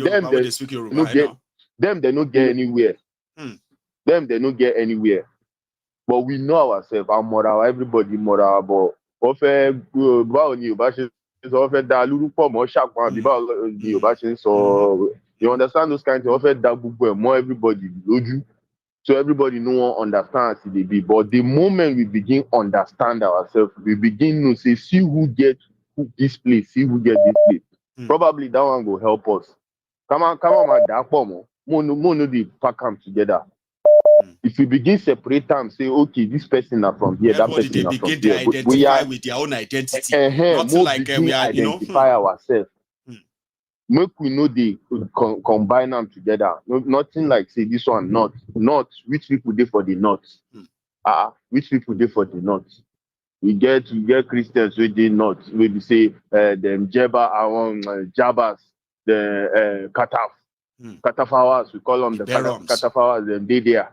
The Berams, you know, if you go Adama, if you go Adama, they will tell you say Fulani is there for Adama. We get people will be saying they no be Fulani for Adama. They no be Hausa, they be indigenous people. They no be Hausa, they be indigenous people of that place. Places like Taraba, places like Borno State. So until we begin identify ourselves one after the other, make everybody declare out. Make anybody no come they join and come they give us say waiting. Because now waiting the politicians they use with that. That's right. Those can use less statistics. If you go that Zamfara, you go see Zamfara. Some people to one is Hausa to one Zamfara. What you see now no be small war day between Hausas and the Fulanis waiting for Zamfara. No be small war. They in between them. One para one share in Bible show. One para one share. You get one useless kidnapper with the TikTok like that. I just go in TikTok, come see as Hausas they go there, don't be shaky. Only toba be there, so the Hausas said they didn't work with the Fulani. But you know, if they don't bring them come media, they don't bring them out. They go won't cover them. But inside house back today we say one judge I lower, I won't go judge I lower. But you know the politician for their own benefits, they don't want bring them out.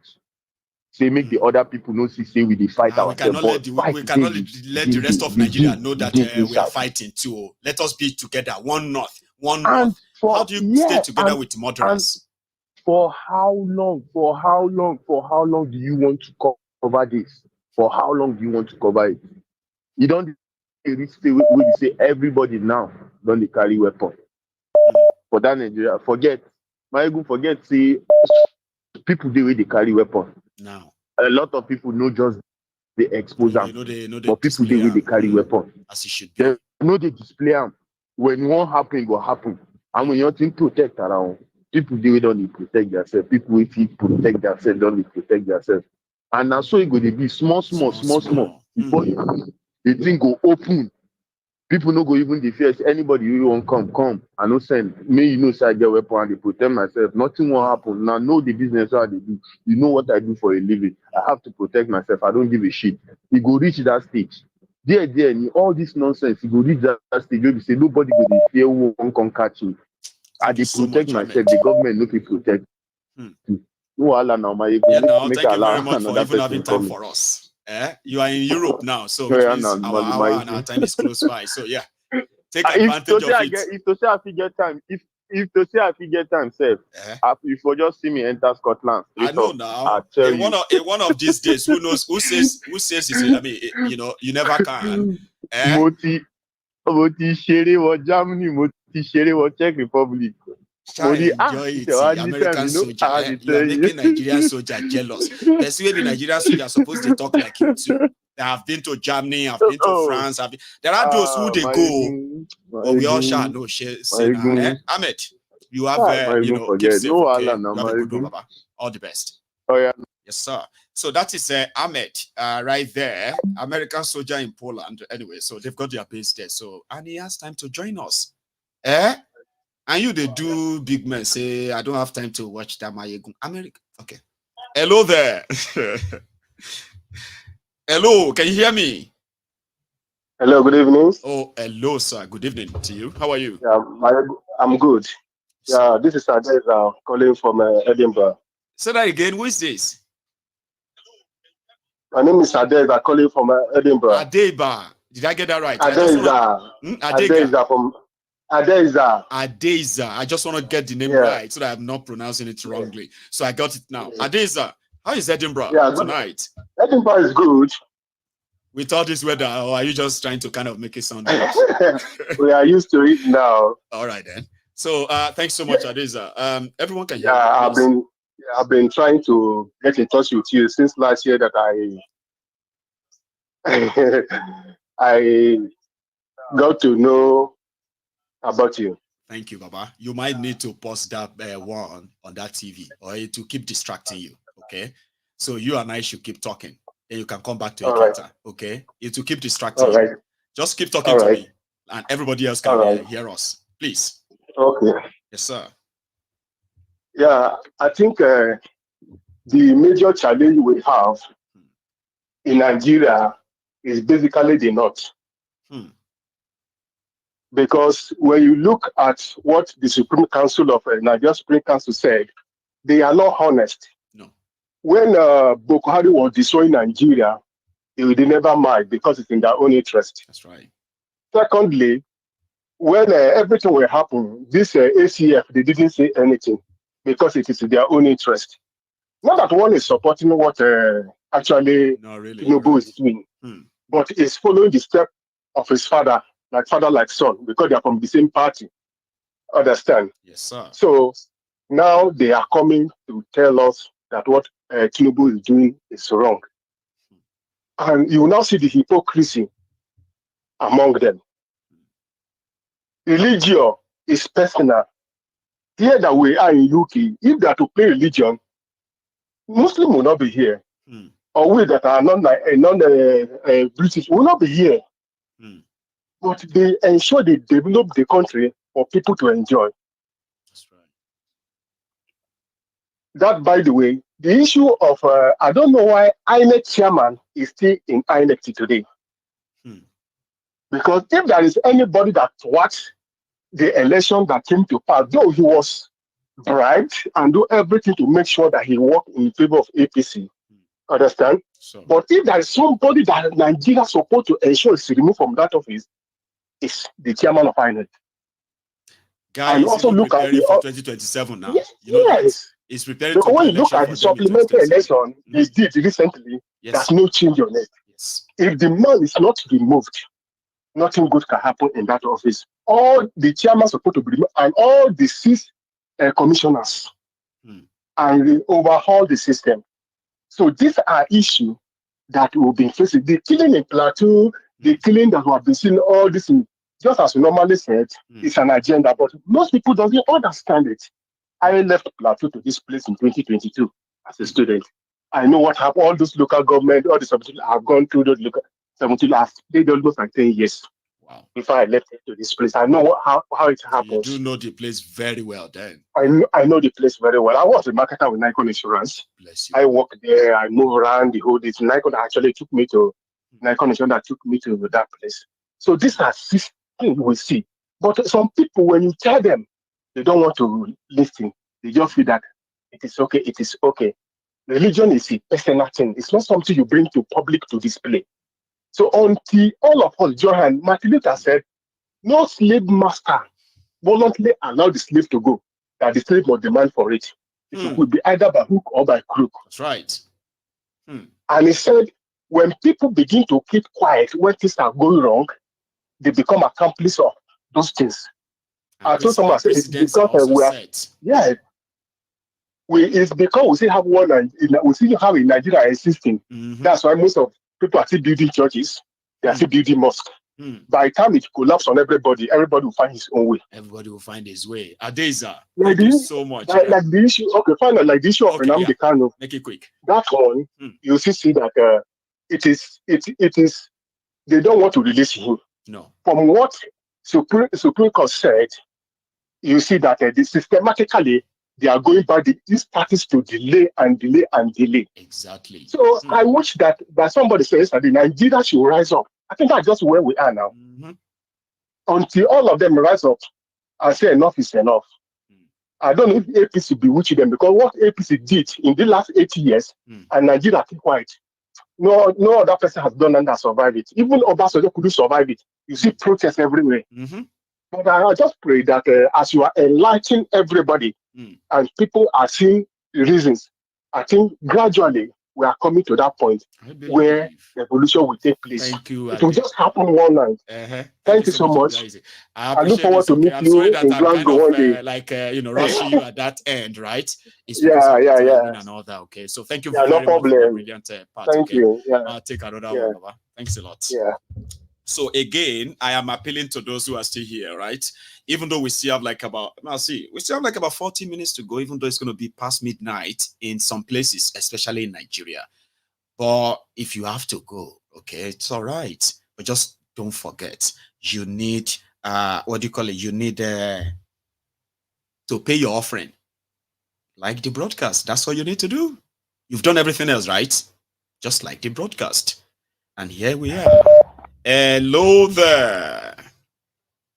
Hello, my good general. The Prince the JJ powerful Man. Tukado Mike. Yes, sir. How are you? I'm fine. Are you, Baba? I'm very well, oh. Thanks for asking. Thank you. Yeah, well done. Well done. The good work. Yeah. Thanks, Baba. With the fee Tukado Mike, the feel are not small. Yes, Baba. I was like, where is Prince JJ Man? I didn't see him in the temple, but maybe you came late and then I just didn't see you. It's good to hear from you. Yes, Baba. Baba, now they offer on because of some engagement, sha. Oh, bless you. You know, talking about people, having to run your own personal life outside this often and all of that. There are people who are regulars on Mayegun's Diary Politico that are going through so many things right now. I don't mean like I mean like being engaged to the point that by the time the little time you have for yourself, it's not even enough for you to go and sit and watch Mayegun. I've had people send me messages that, oh, Mayegun, I feel so bad. I've not really been watching and they're catching up because of my engagement. It's the beginning of the year. Apart from me advising you to take it easy, okay? You can always come to the temple. It goes nowhere. And it's also crucial that you find time this evening. The Prince. Yeah. Yes, I'm so happy to be on board. Thank you. Tonight. Yeah. Yeah, Baba, I don't know if you've seen this video of Konjo Wale dancing with Chetima. I haven't. Is that the one they had there in Davos, Switzerland, where they were dancing Buga? I don't even know what they were dancing to, you know.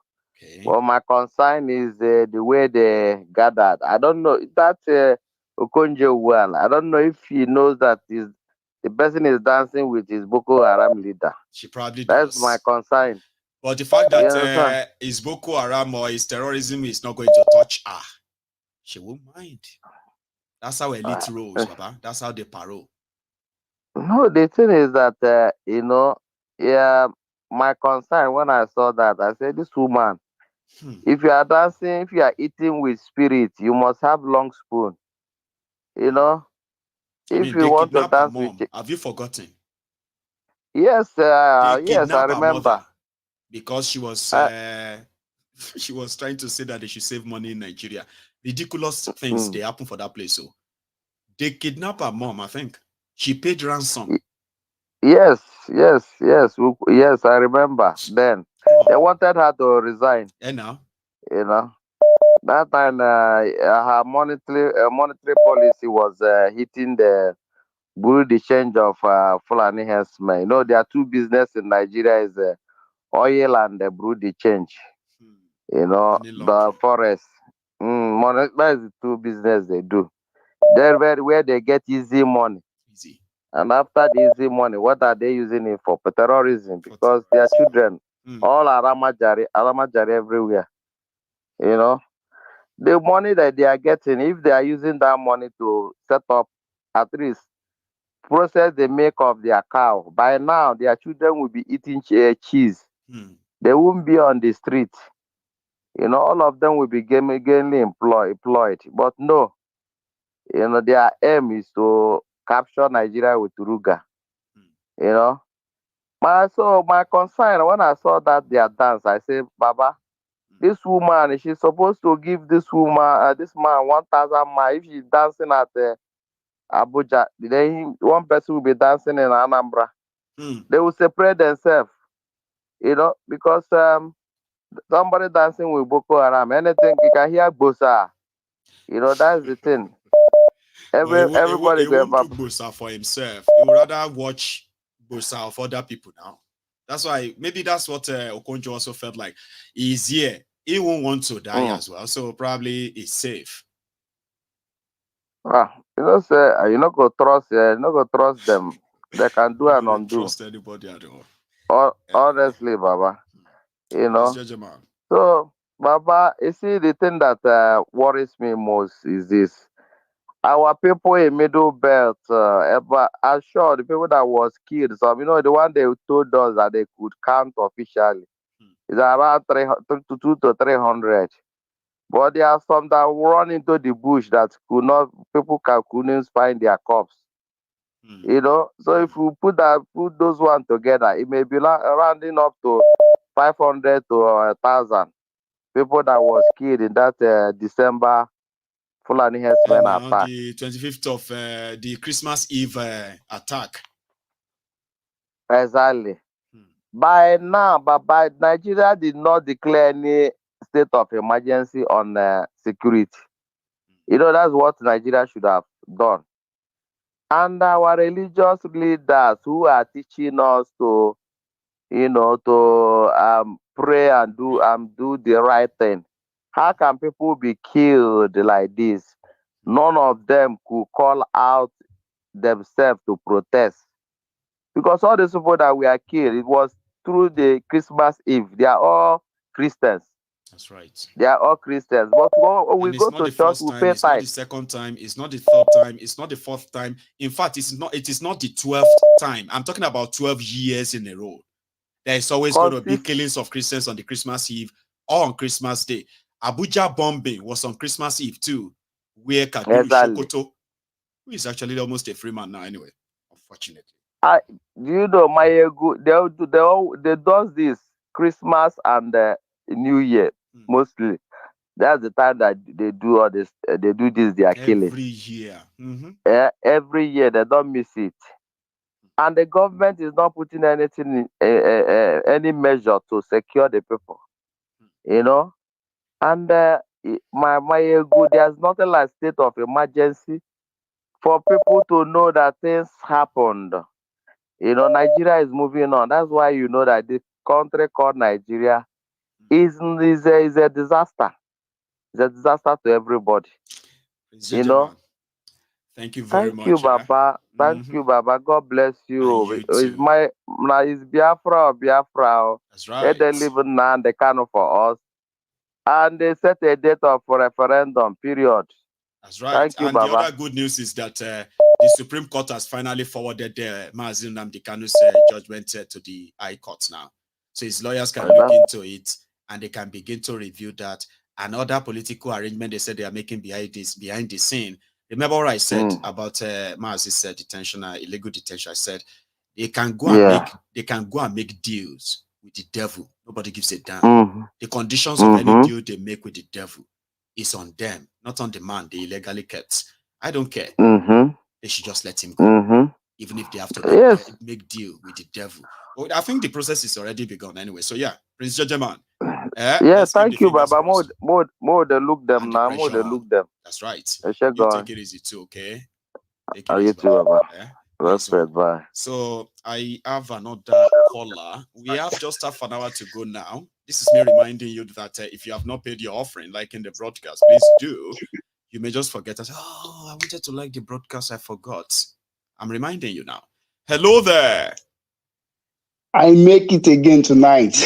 Happy New Year, Mayegu. Happy New Year. Same to you. This is Kenny calling from Moscow. Baba, I saw that name, but I was telling myself, no, that can't be Kenny. No, that can't be Kenny. I'm not really sure. But in my mind, I was like, that must be Kenny. So it was you. Now I'm going to master that number now. How are you today? And how is Moscow? We are feeling cool, yeah. So kudos to I've been a freeze. Like I'm on a freeze, Baba. Is it freeze? I want to greet Ahmed. That's why I want to mention. Say, Ahmed, well done. You have come to our area. He has come to the freezing cold. Last week was terrible. -27, -30. I said, God, when am I going to go back to Ondo State? Like, if you go kidnap us. You know? I miss Ondo State. Maybe kidnap us. Every time you remember that Kusile is better than Kusiberry. Managing the code in Moscow is always better than getting used to the mosquitoes in your kidnapper's den in Ondo. So the choice will now make you feel like, you know what? I think I like the code. You know, like Ondo again. Sure. You know, they go Ondo State again. Say, not that I don't like, I love Ondo. I'm from Ondo State. I'm a Yoruba man, this or that. But I think I just love the code. I just kind of love the Moscow code. I say, about you. I say, I think they avoid the Fulani kidnappers. Say, no. Avoid who care. No. I just kind of love code. I prefer code. So Kenny, it's really good to hear. My ego, who no one eating mama food? My eat pounded yam, the one with the pan inside metal. My eat the original one. No be pando ya why they buy every time. I know. I am always concerned. When are we going to be free? My dream, the only dream I have in life now is to see that country break up so that we can be free from the shackles of this politician. I am still dreaming about it every day. And that is why I always stick to Mayegu, that when I come to Mayegu, I will meet people that have the same like mind, that they are going to speak the truth to power. No matter how bitter the truth is to the people, we don't give it down. And I'm always happy every day. And I want to use today to appreciate every one of us, starting from Mayegu, Prince Jejeman, Nnamdi Kanu, Ahmed, our Lady Princess, our Mrs. to Beatrice, and the rest. Kudos to all of us. I believe that one day, the dream of we being in our own land will come to manifestation. Amen. Because no matter where we are in the world, home will always be home. That is right. A foreign land will always remain a foreign land. A foreign land will always remain a foreign land. We must have that in our mind every time.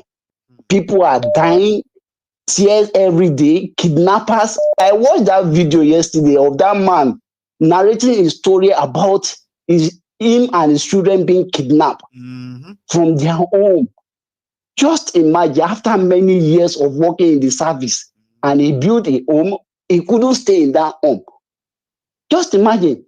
Like me now, I'm not even thinking of buying a house now until we see that dream come to. No, I'm not thinking. I told my mom, I said, ask others who have all these beautiful mansions in Nigeria, right?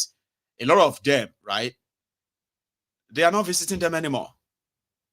Mayegu, at Akure there, my uncle in US, if you see their mansion, well, can they go and stay there? Why now? Take their children and go there for holiday. Nobody can go there. Elsewhere everywhere. I remember then, they are still, when they will come to different farm, my friend will say, God saved me today. Elsewhere came to our farm. I say, Elsewhere came to your farm. In Ondo State? Elsewhere in your farm in Ondo State? Just imagine. Today, they will now know that they are actually living very close to everybody. In that everywhere. Those forests in Akure, they are there because that is where I came from. I know those forests very well. They are everywhere. They have surrounded us, like you always said. And I believe that one day we shall be free. Thank you, my God bless you. Thank you so much, Kenny. That's a special one there from Moscow. Over Moscow, one day, I will post a picture. All of you will say, where is this one? Poland, Moscow, Moscow. One day. So I will go and see people who can have time to watch and tune in to watching Mayegu, even from Moscow, Australia, New Zealand. You know those places? They are already in tomorrow. Me and you still there today. They are already in tomorrow. Except for Canada, which we are ahead of them. The African Wahala. How are you? Are you still there? Oh, sorry.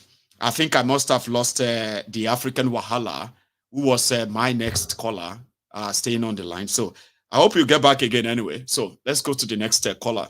Here. Hello there. Hello, my good evening from here. Good evening to you, Baba. How are you? Thank you so much. I'm fine, and you? Very well. Thanks. Yesterday I tried calling in, but I didn't get through. Yesterday you released a lot of banger, but it's like we used religion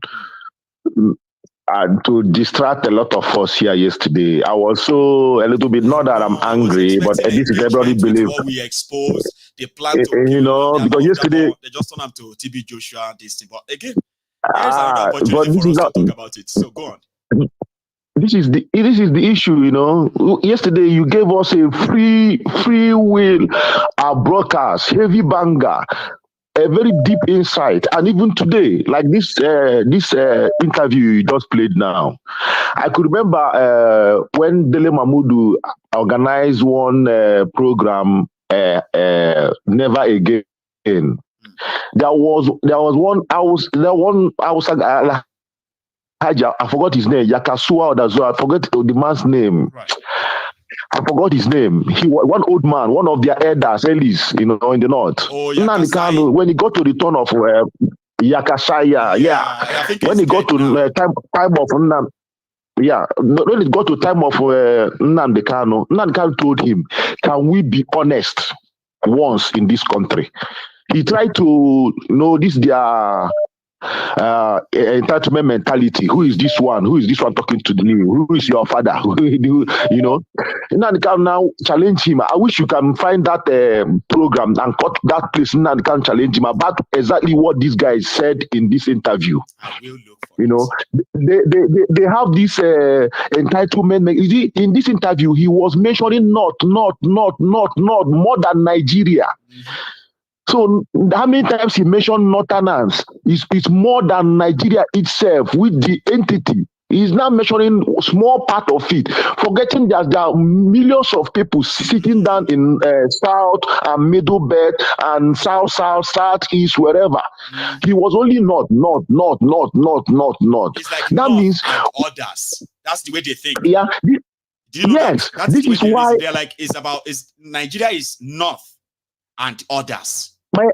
Go on. I'm 48 years old. This is the stories my father told me. My father was only every time saying the North said, the North. Since I was small, the North. The generation before me too, to the point that if you say something, they will say, if North says no, nobody can do it. I was like, yes. How does that make any sense? How does that make you a country?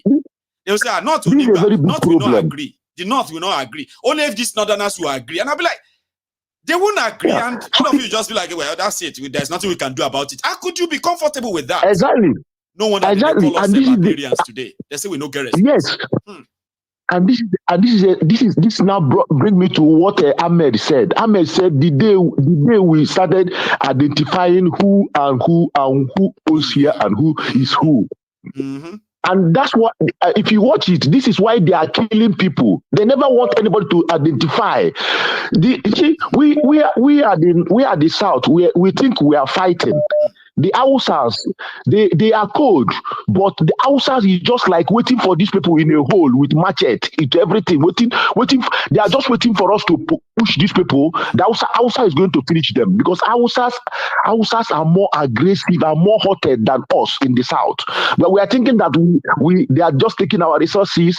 Some of our educated people will be thinking that we are suffering. Hausas are more in trouble than us, but they can't do it. You saw when you brought out the map. He's saying the North, but look at the blue side. The North is only Sokoto and few other three. So when you brought it out, you see, that map defeated this. You can be looking at it and be talking too. Continue. Yeah, I'm seeing it. So that map, that blue side now defeated all those not he has been calling. So these people, and this what Tinubu is trying to do to them now, although Tinubu is doing for his own gain, because if you watch Tinubu is a warlord, drug lord.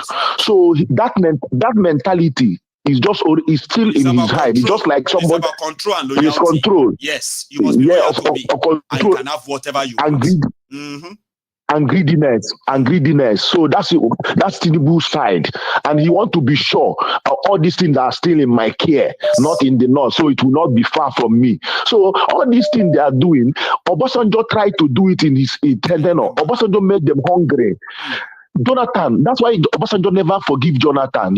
I was very, very angry about Jonathan because he asked Jonathan, step aside, let me deal with these people. Let me push somebody that we could be able to do it with them. But Jonathan refused. They deceived Jonathan with this takia. This man said, why not bring this thing to the south? Why not in Enugu? Why not bring all this thing? He's a liar. They are paining. They are pained about what is going on. They never expected that somebody will remove those money. Even those, I told my friend last week that talking about all these tributes moving now. The guy said, "What about the army? All the ammunition is in Kaduna." I said, "There's wharf in Lagos. They don't have water. Tinubu, and if wars come to wars, the South can abandon those who are dated ammunitions there for them and bring recent ammunition, current ammunition. So they are scared. And this man talking now, these are this is the tip. They suspected that all this CBN, FAAN, they are just inconsequential, but they are the tip because this is where the money is still to come. They don't trust him. If you listen to Mazinda and Karo very well, Mazinda and Karo said they allowed them to touch money. They are so rich. They are so rich that if it's war, nobody can defeat them. They are so rich now. That's why they hate this guy. This guy opened their nyash. I was like waiting, listening to our maybe people discussing to bring more things to enlighten us more from what you said. Because like you said, 2012, Nnamdi Kanu starts telling us that these people will come. They will change all the heads of the security to their own. They will kill people. They will watch, and nobody will do anything. Like this guy talking about a herdsman. When I took my WAEC in one village, we used to go at night to go and look for cashew nuts in the nearest village, about 10-15 kilometers with foot. We walk at night, one night, midnight, two, we walk there. We used to meet these Fulani people with their cows. If they have no audacity or effrontery to say they want to attack you, they would dare not. If this type of Fulani we are seeing now is those Fulani, I would not be here talking today. This I'm telling you is about 20 years ago. I will not be long time ago. Yes. So this one that are Fulanis now, they are with mission. They are on a mission. So they are just going, and people are just keeping quiet, looking at them, going. And yesterday somebody said something about the army. The armies, they can do it, but there's a very big problem in our security because these people now, they use their money to do recruitment of the people they wanted them to be in that army. This thing we are talking about kidnapping. Do you know how many people they are killing in army? Supposedly they are killing in army. People don't know about them. I know. They compromised. Yes, if anybody, these junior armies, those days, junior armies can just rush and take guns and shoot and do something. If you open your mouth, because they planted 2 against 10. When you see 2 people, you see 8 abnormal people in their midst. So you cannot discuss anything with your colleague. You cannot, even this thing I'm telling you now. You discussing your suicide there, they will kill you. Yes, it happened among one of my friends that works in Nepal in Meduguri. They were discussing about Boko Haram. Before they get to their house, they already attacked their house, thinking that they are there. This is how this guy transferred himself. The other one forget about Nepal work and went back to Enugu. So all these things they are talking, I wish Tinubu and his squad will maintain this for these 4 years. Let us check out something. We'll see something. See, Baba. Yes, because they are hungry already. Thank you so much. Good mind. I appreciate that. Thank you. You have a good one. Bye-bye. Thank you so much. So I just, I just had a wonderful time this evening, I would say. And I bet a lot of you are also having wonderful time too, right? So I hope, you know, you are reciprocating that by liking the podcast. Is that charm? It's charm. Good evening, Mayego. How are you? I'm very well, oh, thanks for asking. How are you? I'm fine, thank you. Fine, thank you. Really nice, well, good talk today. Thank you. And yesterday's talk as well. And I echo the same sentiments with the last caller. I thought we're gonna be discussing about the expose you did on, you know, Namdi yesterday. Especially talking about Femi Adesina's book, you know, but things just took a different turn. And we took a different turn. And miracles. But I think, and all of that stuff. But I think that's the beauty of your show, actually, that it can go in any direction. And I guess you gave people the opportunity to. I was being blamed. I didn't know they were using your Facebook yesterday. This Mayego, you are agreeing to rubbish. This Mayego, why are you agreeing to rubbish? What nonsense is this? I was like, I didn't know. All that time when I was kind of trying to listen to all parties to say their mind, right? No, but you know, I was being people are entitled to their. Exactly. No, I say all the time. I said, opinions, you know, when you call it, right? I don't know what you have in mind as you are calling it right now. I just have to listen, right? So exactly. I still got blamed. I'm okay. I'm used to it. Well, like I said, you know, there's something my father used to say when he was, God rest his soul. He would say, you know, adults are able to dissent without causing dissension. You know, you have to let people, you know, say do whatever they want to. You know, people don't see me that. Why are you like, cut it? Oh, Mayego is shaking his head. Is Mayego agreeing with this person? Mayego, I'm very disappointed in you. Why are you agreeing with this person? I'm like, okay, what should I do? No, you're not. You weren't agreeing. Neither were you disagreeing. You were allowing people to speak their mind, basically. It is you know. Thank you. Anyway, regarding today's talk, I think what I heard mostly from what that guy was talking was somebody who is not honest with himself. Who doesn't even see the impact of their so-called policies and strategy has actually disadvantaged his own people. And he still wants to maintain the same strategy, thinking that that's the same strategy that is going to work. You know, your people have been in power for decades. At least 47 years on the last count. 47 years. Nigeria says 63 years existence. 47 of it. And 47 years. And your north, so-called north, is not paradise. You ought to be ashamed of yourselves, every single one of you. They ought to be ashamed of themselves, and they still want to use the same strategy. You're talking about moving different parastatals and sectors from one. Oh, Onitsha is there, has more people there, so let's go there. This has more people there, let's go. This doesn't work. This doesn't. And you even think he meant it, too. He didn't mean it, too. He had to mention that to Onitsha before Kano. But no, Anyway. absolutely. I'm coming to that, right? Please. Because you know, but what I was looking at was listening to the strategy. Said something that hasn't worked in decades. You still want to carry on.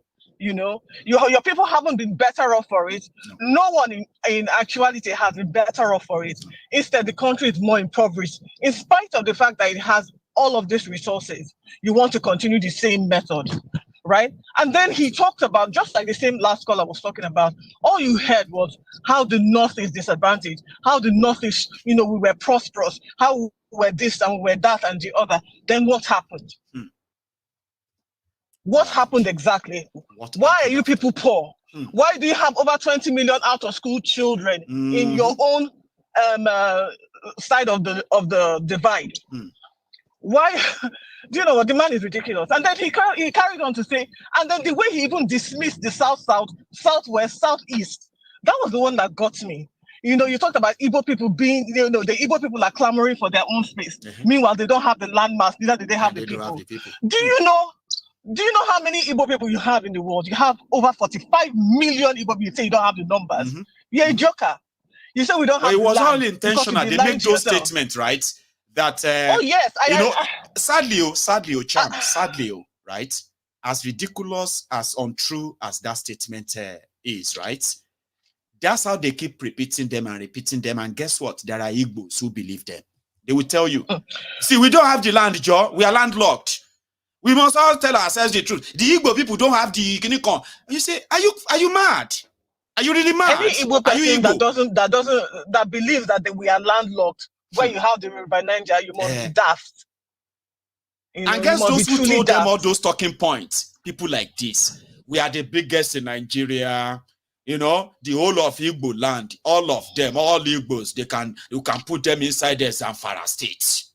All of them, they are not more than local government in Kaduna. These are people who are living in deserts.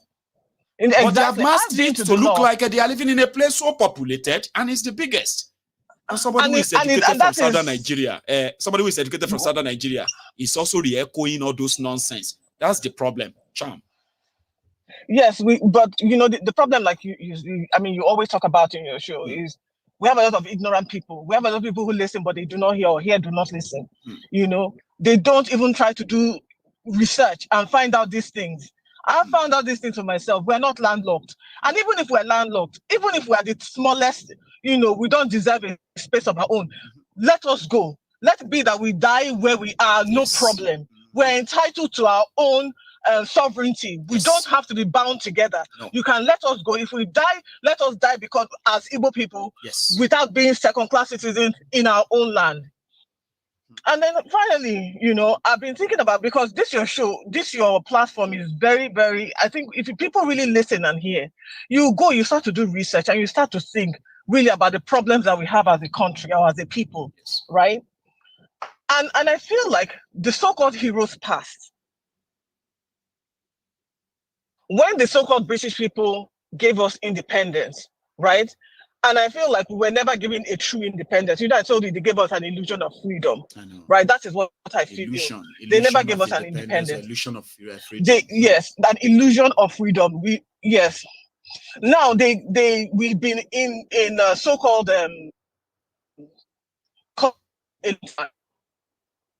right? Yes. I put it this way. Let's say you put a monkey in a cage. You train that monkey to remain in that cage. And then one day you say, you know what? I'll just open this cage.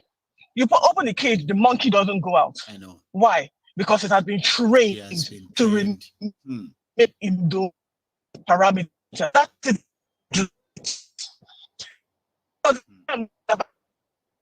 Oh, the line is sort of going bad there. For some reason, I think it's the line or the network or both. You can hear me, right?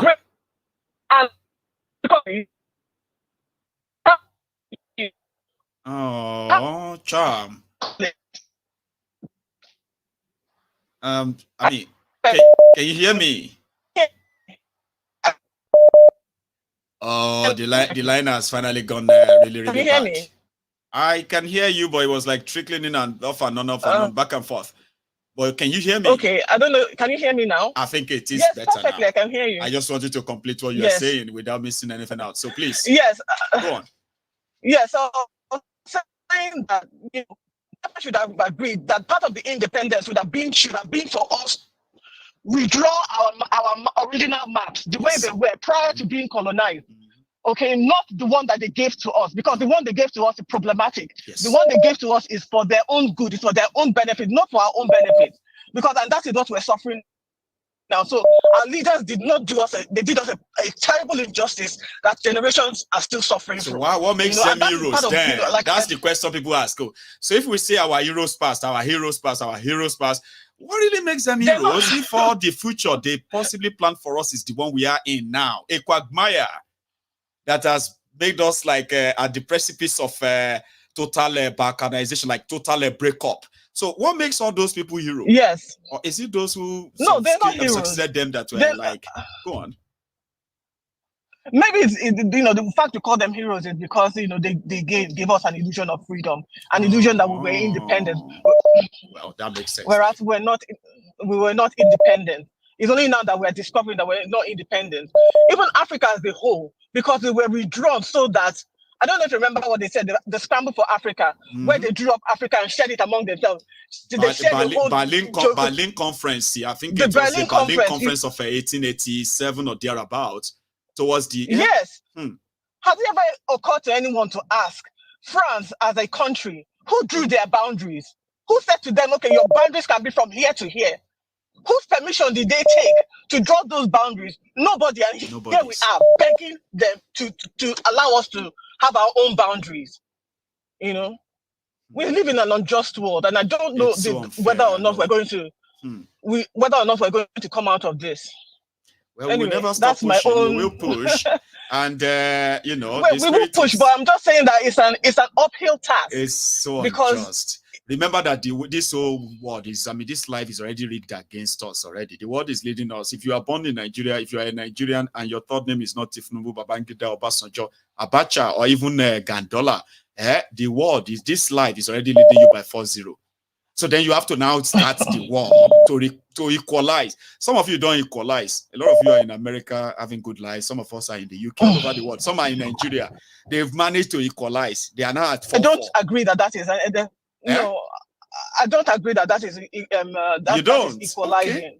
No, I don't agree that is equalizing, because what we are doing, if you look at it, is we are paying into the GDP of another country. We are paying into the progress of another country. That's what I mean. Like, you and I didn't make that happen. We're born into all of this. Do you get that? We were born into this until it got to this. Even our own children, right? They are going to end up in it as well, right? So at the end of, but you go on. Sorry. Yeah, but what we are fighting for is for us not to be in that situation. Exactly. For us to be determine our own self, determine our own future, determine our own progress, and move forward, because we're not doing that. I feel like they have all the benefits. Yeah. Even if we continue in this particular situation, right? Nigerians will keep on living, Africans will keep on living, and they come here, right? And then they keep on, they do well enough to pay taxes. Where do the taxes go to? Do they go to Nigeria? No. Do they go to any other? They go to the same country that put us in the same mess that we're in.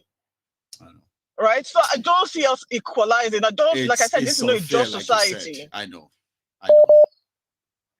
Charm. Anyway, I just wanted to contribute to that. You just did. And thank you very much from that angle that you also kind of joined it from. Okay. I appreciate that. I'll take my last call because the time is totally out now. I thought I took your call earlier. The African Wahala. Is that you? Yes, it's me. Right. I thought I picked your call earlier when I saw that that image, but somehow I lost it. So somehow I lost you there. So I decided to take this, and then let's give you just a minute or two. I really appreciate you. I really appreciate you. Thank you so much. We passed midnight.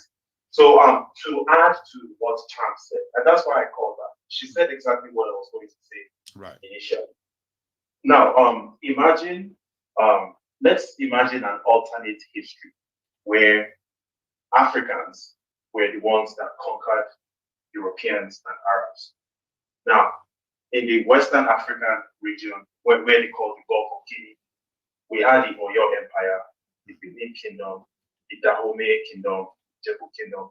Imagine all these kingdoms sat together in a conference in Ibadan. Ibadan conference. Remember, the Ibadan conference. Remember, they're the ones that have the powers. So they had conquered Europe. Then they created a huge country out of Europe. In that country, we have Italians, French, Germans, Irish, Anglo-Saxons, Polish, all types of Europeans. Now, for the next 120 years, that large imaginary country has consistently destroyed the lives of at least 85% of the population consistently, non-stop for 120 years. These guys, their lives have been ruined. 85% of them. Do you think those Europeans will still hold on to such a country in 2024? So this question is for those people that still love Nigeria. And I understand, you get it. I'm coming from a psychological perspective. We saw what was going on in the Nations Cup when Cote d'Ivoire lost to Equatorial Guinea 4-0. Cote d'Ivoire citizens were crying, very, very sad. People were smashing their TVs because people have grown, you've been indoctrinated to love your country. But when you come to a position in life that you realize that your country is not working for you, it has never worked for your progenitors, and it was created by strangers from another continent for their own benefits. Why are you still holding on to such a country? From a psychological standpoint. Yeah, so I really want people to start thinking this way. It's understandable throughout your entire lives. You've been a proud Nigerian. Oh, I'm proud of Nigeria, my country. We're singing the national anthem when you were in primary school, national secondary pledge, school. national days. Oh, I pledge to Nigeria, my country. You were proud. Yeah, I'm in Nigeria. Oh, we Nigerians. We didn't know they were indoctrinating us in African Wahala. They were indoctrinating us as kids. I pledge to Nigeria, my country, to be faithful, loyal, and honest. I have to be faithful. I have to be loyal. I have to be honest with Nigeria, my country. But the criminals running the place, they are not truthful. They are not loyal. They are not honest. Is that fair? African Wahala. That's not fair. How? That's not a fair deal. It's ridiculous. I'm supposed to be loyal, but they are not. What kind of deal is that? It's unfair. People should be thinking. They should start thinking like you just said. And you have no control. Like, honestly, just think about your psychology. As an adult, you've lived in the world for 30, 40, 50, 60 years. You are proud. Nigerian and me. I'm just like, bro, what are you talking about? You have no say in the creation of this country. The country has punished you and your family members, and you're still proud of being of the country. Well, thank you, Mike. Don't let me take too much the African Wahala. Yeah. Thank you so much for not letting us miss out on that. Okay, a lot of people seems to agree with you that it's true. In that kind of talk, you go, yeah, you go say, and that is where we're going to end it tonight. Stay safe, Baba. You have a good one. Yes, sir. Yes, sir. So, thank you so much, everyone who has been with me tonight. Okay, I want to be so kind of grateful again to those who have indeed participated in the chat tonight. So there's no point in waiting for my other closing statement. It's probably just a bollock to talk, right? And I don't want to keep you here any longer. So thank you, I will say. I will see you some other time, but please do me that favor. I always ask for it, okay? If you haven't, like the broadcast, share it, and you have a wonderful, wonderful night.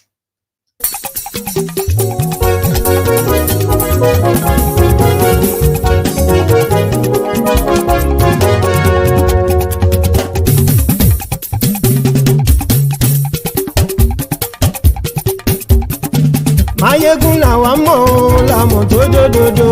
Mayegun dayari Mayegun number one. Mayegun làwa mọ̀ làmọ̀ tó dòdòdò. Mayegun dayari Mayegun number one. Mayegun ti dé o ọ̀rẹ́ ara yìí. Mayegun dayari Mayegun number one. Lórí Facebook, lórí YouTube. Mayegun dayari Mayegun number one. Gbogbo bó ṣe ń lọ ni Mayegun já wa sí. Mayegun dayari Mayegun number one. Àṣírí ọ̀jẹ̀lú kì í bò níbẹ̀ o. Mayegun dayari Mayegun number one. Bó bá ṣe eré àní Mayegun máa wí. Mayegun dayari Mayegun number one. Ó sì tún ṣe eré wàá gbọ́ níbẹ̀ o. Mayegun dayari Mayegun number one. Mayegun dayari politico. Mayegun dayari Mayegun number one. Godfatherism kò sí lọ́rọ̀ Mayegun. Mayegun dayari Mayegun number one. Ẹ farabalẹ̀ sẹ́ o kẹgọ́rọ̀ lẹ́nu o. Mayegun dayari Mayegun number one. Àní Mayegun làwa mọ̀ tó dòdòdò. Mayegun dayari Mayegun number one.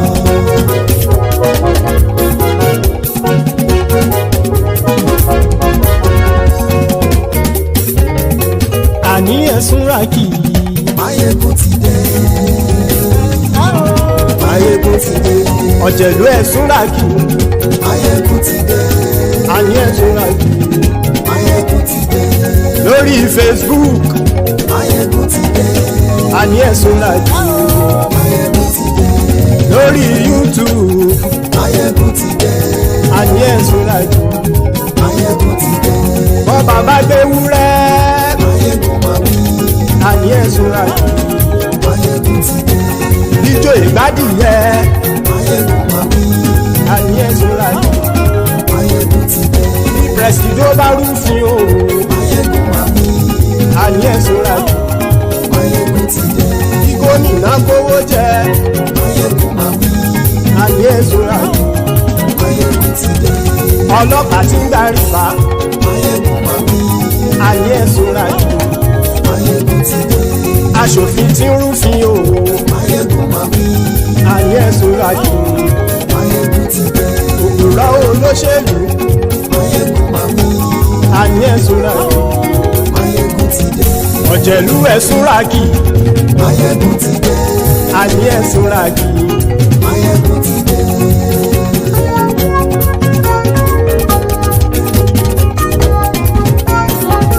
Máyégún ti dé. Gbogbo ọ̀jẹ̀lú ẹ̀ súnra kì. Máyégún ti dé. Gbogbo ọ̀jẹ̀lú ẹ̀ súnra kì.